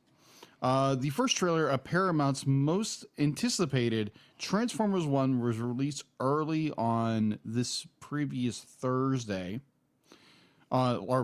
Yesterday, as of this recording. Yesterday, this recording on a Friday. Did you see the trailer? I've seen it. I haven't watched it with the audio on. I just caught like snippets on Facebook. Okay. It looks good. It's interesting. I like Chris Hemsworth as a young Orion Pax or a young Optimus Prime. But yes, the new trailer just dropped. It was originally set to release in July, but the film is now being released in September 2nd or September 20th of 2024. If you haven't seen the trailer, we have the trailer over on our Facebook page. It is on the Facebook page. And so go check it out there. It's interesting. It's either in the page or in the group. I don't know which. Yeah, it's not in the group. I need to find a way to automatically post stuff that gets posted to our page in the group. But anyway, I agree. So going forward with that, this hit this little bit here. I think I doubled my page. Oh yeah, that's what it was. Aang the Last Airbender, kind of the same way with Transformers 1, kind of got pushed back a little bit. So initially it was supposed to come out. Let's see. I think it's September 10th, September 20th. And then it got updated in the calendar that Aang the Last Airbender went from October 2025 to January 20th, 2026. So we won't see this one for at least another year and a half, 2 years. So I know this man right here is probably very excited about this little bit of news. I was wondering if you were going to tap on this, if it's what I'm thinking it is. To quote this character who said this a lot in a few of his early films, whoa. You don't know how excited I am that Keanu Reeves is the one voicing Shadow. Because Shadow is a product of as much as Sonic is a product of early 90s attitude, Shadow is a product of 2000s attitude, and we all know what fueled 2000s attitude. It was the frickin' Matrix. That is true. Neo voicing Shadow is like perfect casting. I was excited but confused when Idris Elba got casted as Knuckles, because it's like, this does not seem like an Idris Elba part. Like one he would accept, even though it does make sense. It makes perfect sense. And now he's got a TV show coming out next week. Yeah. But Keanu Reeves voicing Shadow is like, good night. Shadow is basically based off that performance of Neo as it is. So this is perfect casting. I'm actually very excited for this. I'm curious now how this will actually how it'll go. So Yeah. and I've been curious ever since we saw that black and red hedgehog in the capsule at the end of Sonic 2. Yes. But yes. So yes, just saying there's a lot more Crush 40 songs now I want in that movie. of course. So Keanu Reeves from the Matrix films and John Wick apparently is providing his voice for the classic character of Sonic the Hedgehog for Shadow the Hedgehog. I knew This is the year of Shadow. Yeah. Shadow the Hedgehog for Sonic the Hedgehog 3. Apparently there was a sneak peek at Cinecon a couple weeks ago. Which that trailer still hasn't gotten released. Nope, not yet. But let's see. The movie will open December 20th, 2024. December 20th? December 20th. For some reason I thought it was at the beginning of December, but that's fine. Yeah. So yeah, that's all I have for in the news. Well, on that note then, in our next quarter, no, I'm kidding. I'm leaning too much into that Dueling Anyas joke. Yes. Let's just go into Spy Family.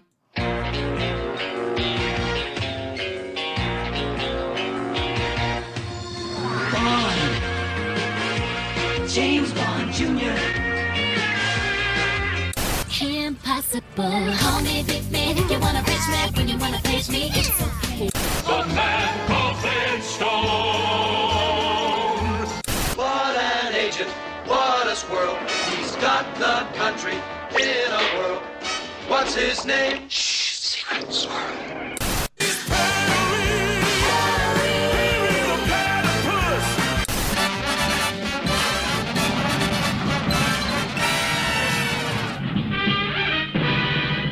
Johnny Quest.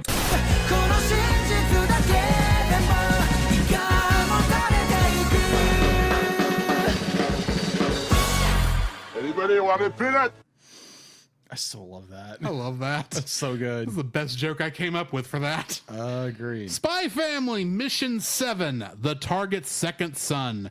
Directed by Kazuki Horiguchi and written by Tomomi Kawaguchi. Synopsis for this one. On Anya's first day of school, Lloyd attempts to get her to apologize to Damien in hopes of salvaging the plan for the two to become friends. Unfortunately, Damien's conflicting feelings for Anya may get in the way of this. I freaking love this episode. New cast in this episode, we get the full debut of Yuri Breyer, who previously we heard his voice back in episode 2. Yeah. He is played by Kensho Ono in the Japanese version and Dallas Reed in English. Mm-hmm. Trivia for this episode, it adapts chapters 9 and 10 of the manga, and it ends the Eden Beginnings arc. Gotcha. Anya's nickname for Damien is translated in both the English subtitles and the dub as Second Son instead of the manga's Scion Boy. Interesting. Spelled SY-ON. The nameplate on Anya's door, which also appeared in the anime's third episode, that spells her name A-N-I-A instead of A-N-Y-A, is shown to be metallic in the show, while in the manga it was a wooden plate with the name carved into it. The anime exclusive content in this, the episode opens with a new scene of Lloyd preparing breakfast while going over the current progress of Operation Strix. At the end of the scene, he squeezes the ketchup bottle too hard and ketchup splatters onto the omelet. Like blood. After Yor wakes up, it's shown that Lloyd has given himself the omelet with the splattered ketchup while giving Yor and Anya the good omelets. Like a good man. Yes. Like a good father and husband. Yes. Some of the insults that Ewan and Emil make at Anya in their thoughts are removed and mainly focus on her legs and face. While the boys insult Anya, the scene changes to Anya transforming into a tanuki and falling over with little Anya demons in the background. Oh, I love that. Now, the thing was with that scene particularly, I was like, wait a minute, these guys know that, like, she punched Damon, right? They know who she is. Well, yeah, they know what she did, but she's also obviously broken up, and they're taking advantage of. Oh yeah. That. But you just Just a thought. You would think boys that age would be like, oh crap, be like she beat up the boss, be like, do I really want to try messing with this girl? She might do the exact same thing to me. Mm-hmm. But continue. The scene of Anya sitting on her bed and remembering her promise to Lloyd in episode 5 that she would work real hard while holding a pencil in her hand was added. Mm-hmm. And in Anya's classroom, a character who will be introduced much later, George Glooman, makes his first appearance here, watching Anya while the other kids gossip about her. The character will make, like I said, will make his debut much later in the manga. And last but not least, if you did not catch this, I will be disappointed. Okay. When Damien is remembering his other Anya again in those other scenes, as he's obviously falling in love. Yes. Did you notice that they were not reusing footage?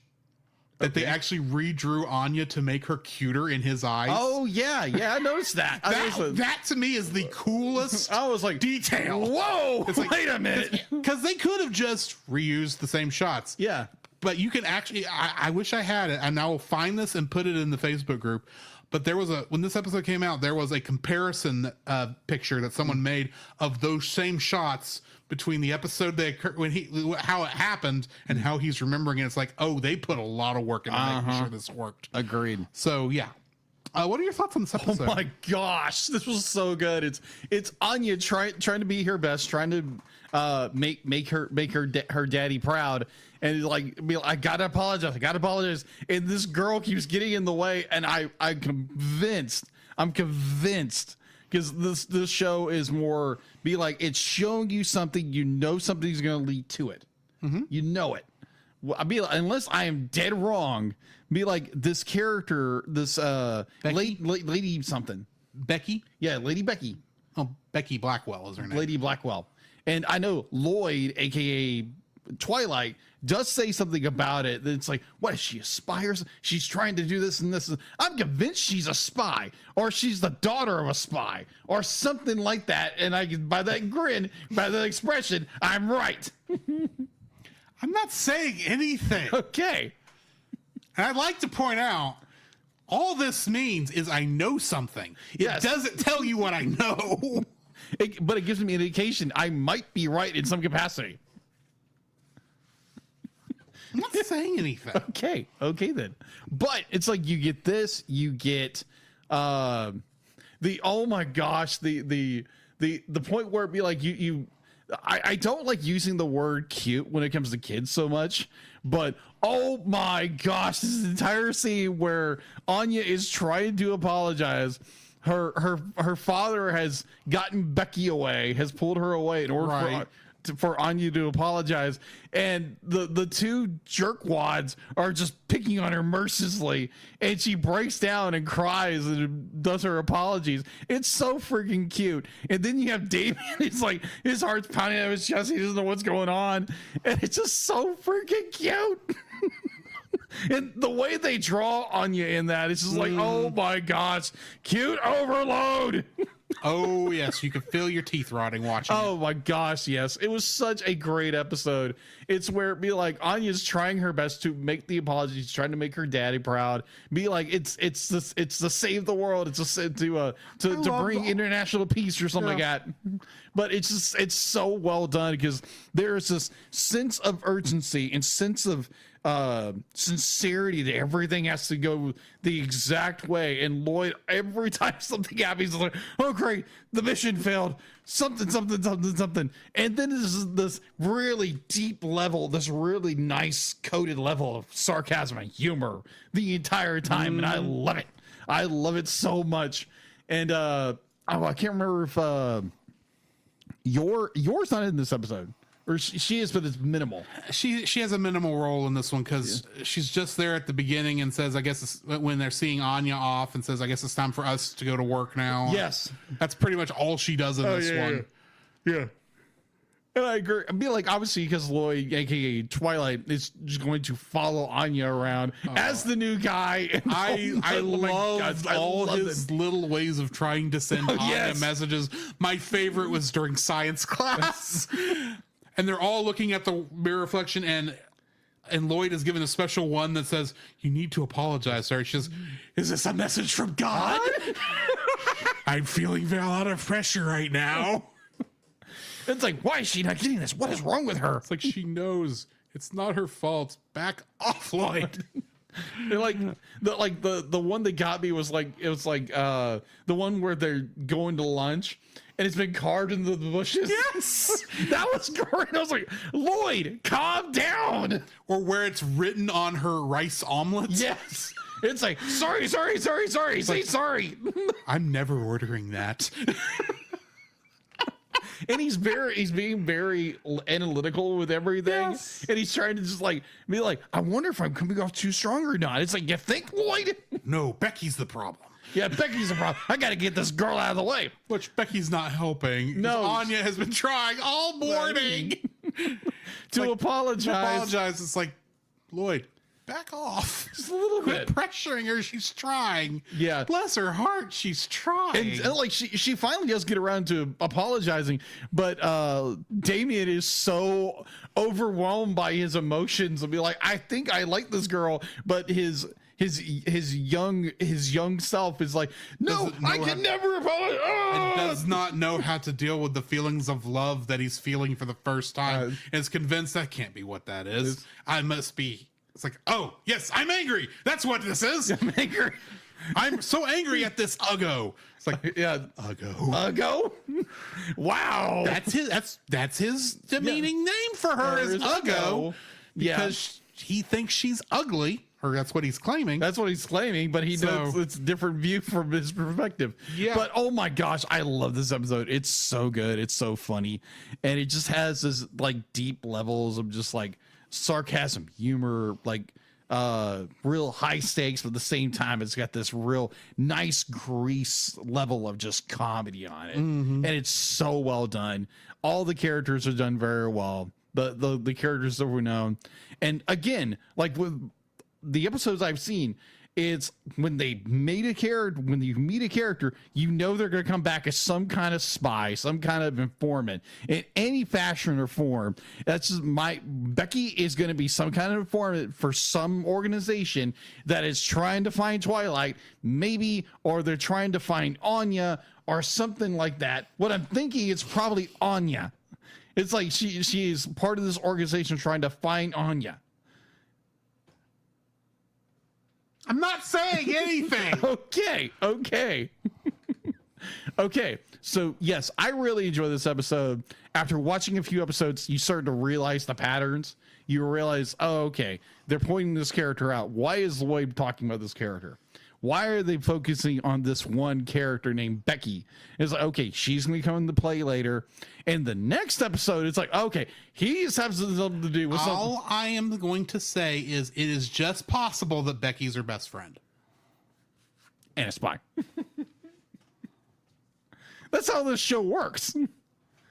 Everybody in some capacity is either working for the government, working for the other government, or trying to get Anya in some capacity. There's something about this. Just saying, because I'm pretty sure I'm right in some capacity. So I love being on this side of things for once. Yes, it's hilarious. It is hilarious. I think with the passage of time in 5 years of doing this to a reviewer, like you honed in on how things work, or like looking at plots and watching all of this unravel. It's like, okay, I see where this is coming from. I think I know where this is going, but I'm not gonna put my pin on it, because you never know. It's storytelling. But I thoroughly enjoyed this episode. It's so funny. Definitely when Damon doesn't know what to do with his emotions and he's like, oh yes, I'm angry. I'm going to run off. It was great. It was so great. So yeah, I enjoyed this episode tremendously. And poor little Anya trying to do her best, just bawling. The money shot of she's looking up at Damon trying to apologize and just like cuteness overload. But yeah. I like this episode. It was great. Episode Mission 8. The Counter Secret Police Cover Operation. Oh, gosh. Directed by Yukiko Amai and written by Rino Yamazaki. Summary for this episode. Yor's younger brother, Yuri, is a member of the Estonian secret police, hunting spies while keeping it a secret. But when he shows up at the Forger's residence, their secrets come face to face. New cast for this episode. And I do want to point out, when I am listing a cast member, it's because I know they come back up later. Of course. Any of the minor characters, I am not mentioning them. And I say that because this week we have the SSS Lieutenant, who we've never been given a name for. Played by Yasuyuki Kase in the Japanese version and Aaron Campbell in the English. Gotcha. First bit of trivia for this is actually a trivia about myself. Okay. When I watched this episode. Uh-oh. It was not until this episode that I realized that Yor was an assassin for Estonia. For whatever reason, in my mind, she worked for a competing... she was still on the Westalis side with Lloyd, but was working for another organization, and they just didn't know. Oh. In my mind, that's how it was. And I watched this episode, and I realized... They're in Estonia, not Westalis. Okay, they're not on the. Oh. Just to put that out there, just to show I can mess stuff up too. Okay, so just for understanding, are they working for the same side or are they working opposing? They're working on opposing sides. That's what I thought. Lloyd is working for the Westalis Intelligence Service. Yes. I don't remember what the E is. Yeah. But it spells wise. Yeah. She is working for, well, her boss is called the Shopkeeper. Yeah. I do not remember off the top of my head what the actual name of her organization is, but it is very plant themed. Yeah. So she works for the other country. But she's working technically for Estonia as Estonia. Well, exactly how her assassin organization works within Estonia's government, I still don't think we've been shown. Right. But she is working for a group over there. Okay. That's what I thought. Okay. In the anime, Millie is much more clearly present during Jim Hayward's detention than in the manga. The emblem of the State Security Service Oh my gosh, yeah. does not feature the organization's name or initials like in the manga. The anime does not mention that the photos from the lovey-dovey marriage kit are doctored. Okay. When Anya falls asleep, she falls onto Lloyd's lap. In the manga, she falls to the opposite side of the couch.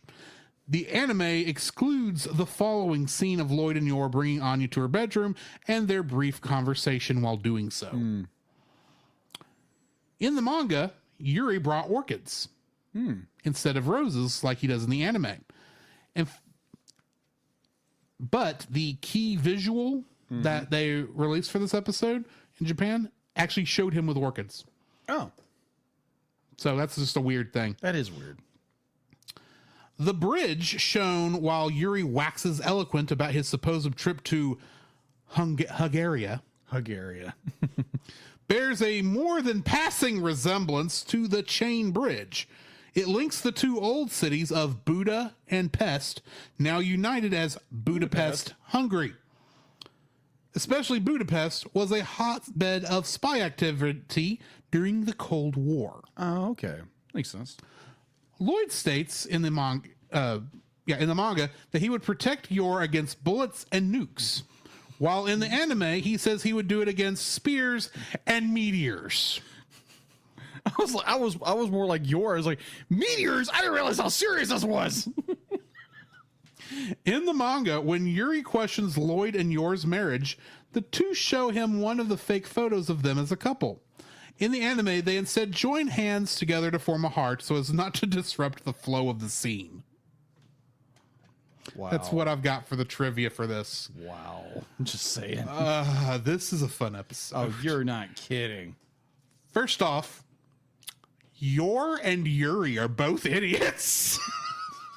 If her, I forgot to tell you about my marriage for a year works, if that excuse works, y'all are both idiots. I agree. I was like, Though, wait. I did forget to mention that trivia. Technically, Yuri has a bit of a big sister relationship, if you catch my meaning. Oh.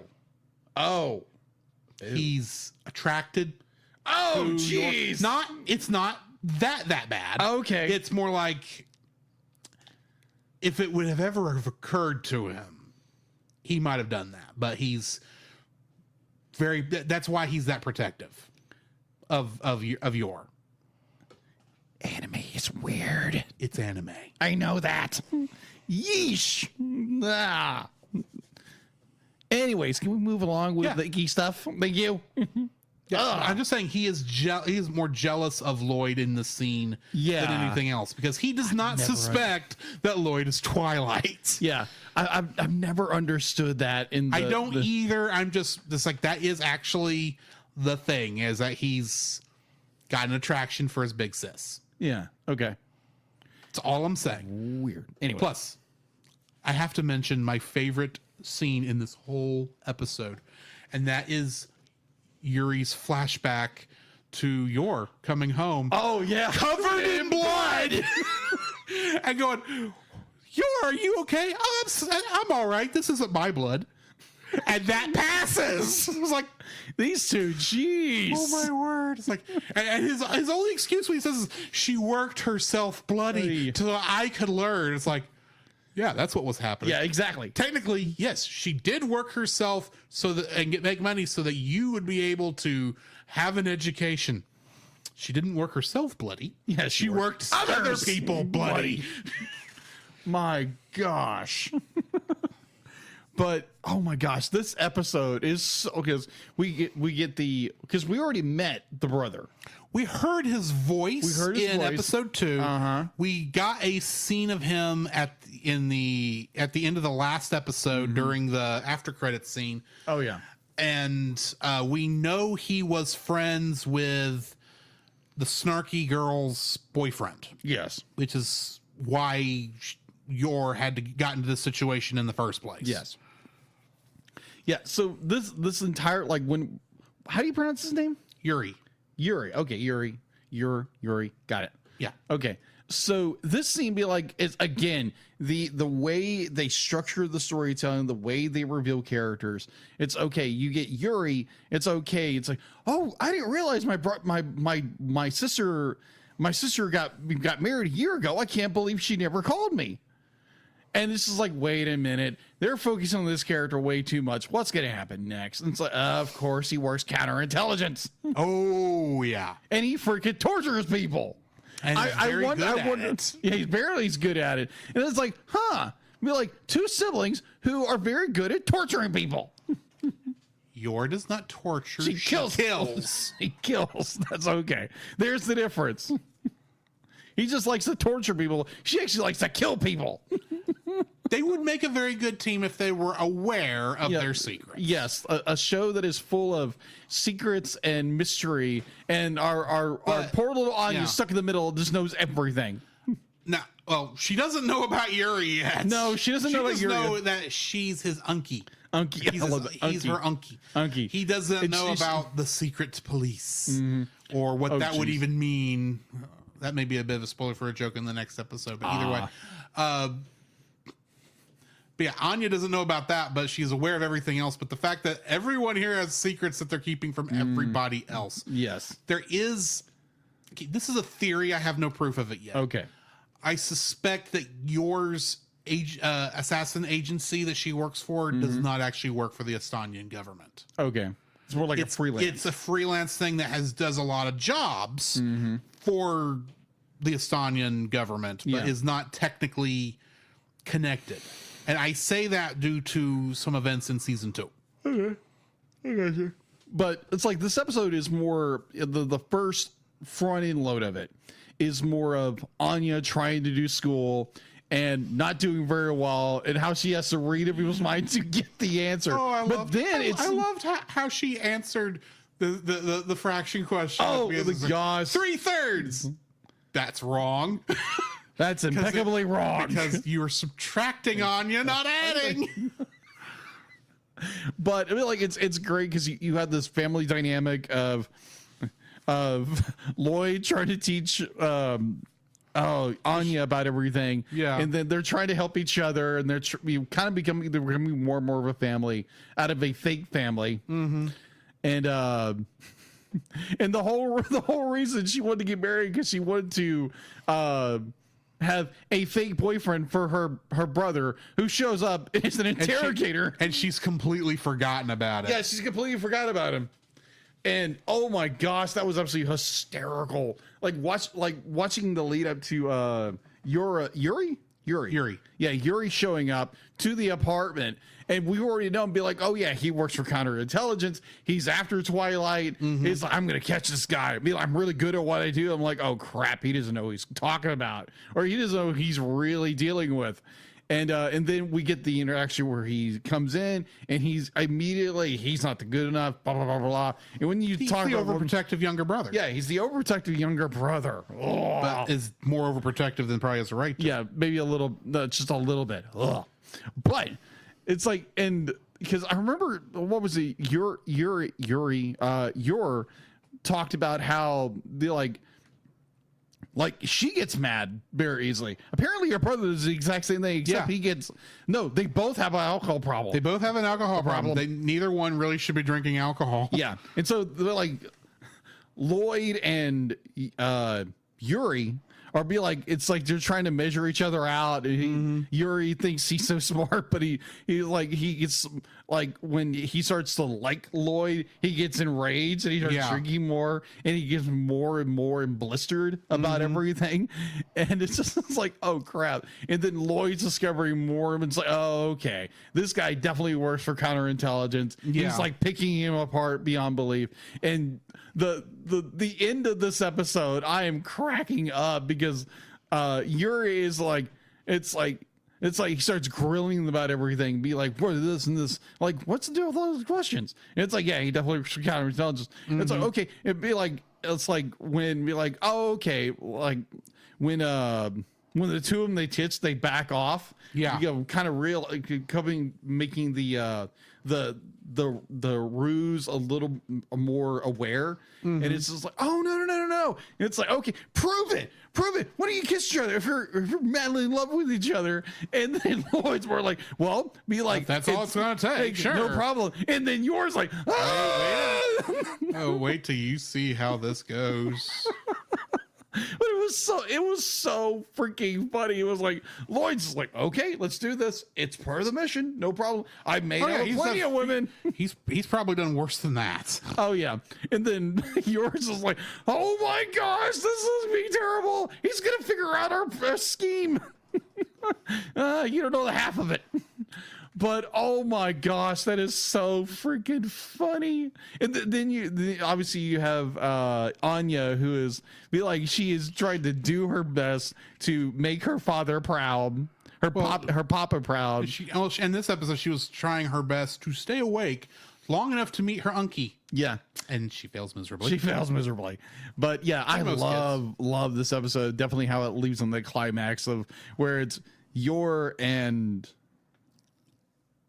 Lloyd are about to kiss, and it's just like the total different reactions. Lloyd is calm and cool. Yeah, let's just do this. It's part of the mission. I've made out with plenty of women for missions. And then yours just freaking the heck out of oh my gosh, no. She doesn't know what to do with it. She doesn't know what to do with it. Be like, I can't kill him. But yeah, I mean, like, I love this episode. It's so good, and I can't wait for the next episodes to come up. And then we get this episode. We get next week's episode. Next week's episode will finish off. Well, I should say this started the Yuri arc, or I think it's like the counterintelligence arc is what they call it. Okay, got it. And then it will finish off in the next episode, and then we get the greatest tournament arc in anime history. There's a tournament arc. Every good shonen anime has a tournament arc. I wasn't aware this was a shonen. It is a shonen. Okay. It was published in Shonen Jump. Okay. It is technically a shonen, and it does have a tournament arc. It's a volleyball tournament. Wow. Okay. And by tournament, I mean one game. All right. But yeah, I love this. I can't wait for the next episodes. And then we have a little bit of a hiatus. Well, that's the thing. I figured up the next. Let me bring up the thing. Hang on. I was not on that page. Where to go? There it is. So yeah, we got 7 and 8 tonight. Next week we'll have 9 and 10. Okay. And then 11 and 12, and that's where the stop will be. Okay. So we will actually finish this May the 3rd. Okay. Or this first half. And then we will be taking a hiatus on TAS episodes until after the wedding hiatus. Got it. We'll be coming back after that. Which, nice. We need to be thinking about what we're coming back to in August before you go on the hiatus. All right. We need to have that planned. All right. There's some live planning for you on the show, folks. So yeah, join us next week for that. Do you have anything else to add before we cut out of here? Nah, I think I'm good. All right. So in the meantime, this has been Drew. This is Jacob. And we'll catch you in the next frame. You can follow Jacob on his Facebook at Jacob B. Heron. His Facebook page, Jacob's Daily Art Corner, where he tries to draw each and every day. His Instagram at Jacob B. Heron. His Twitter at Jacob Heron.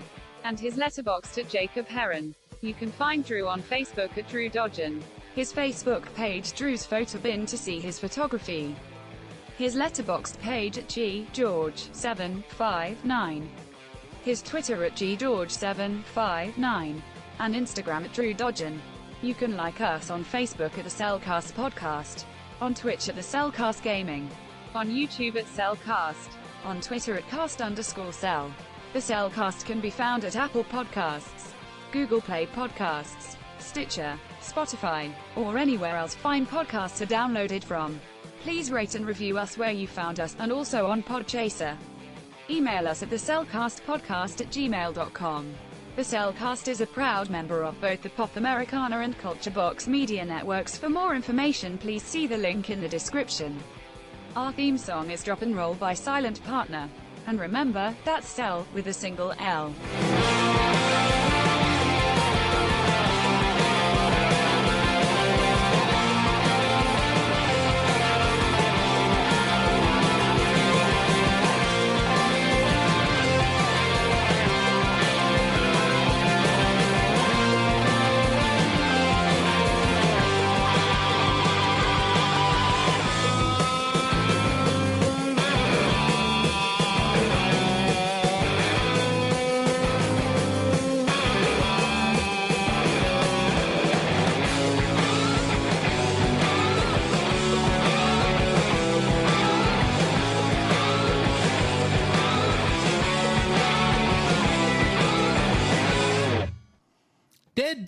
Dead. All the Romanovs are dead. They're dead. Cuteness overload!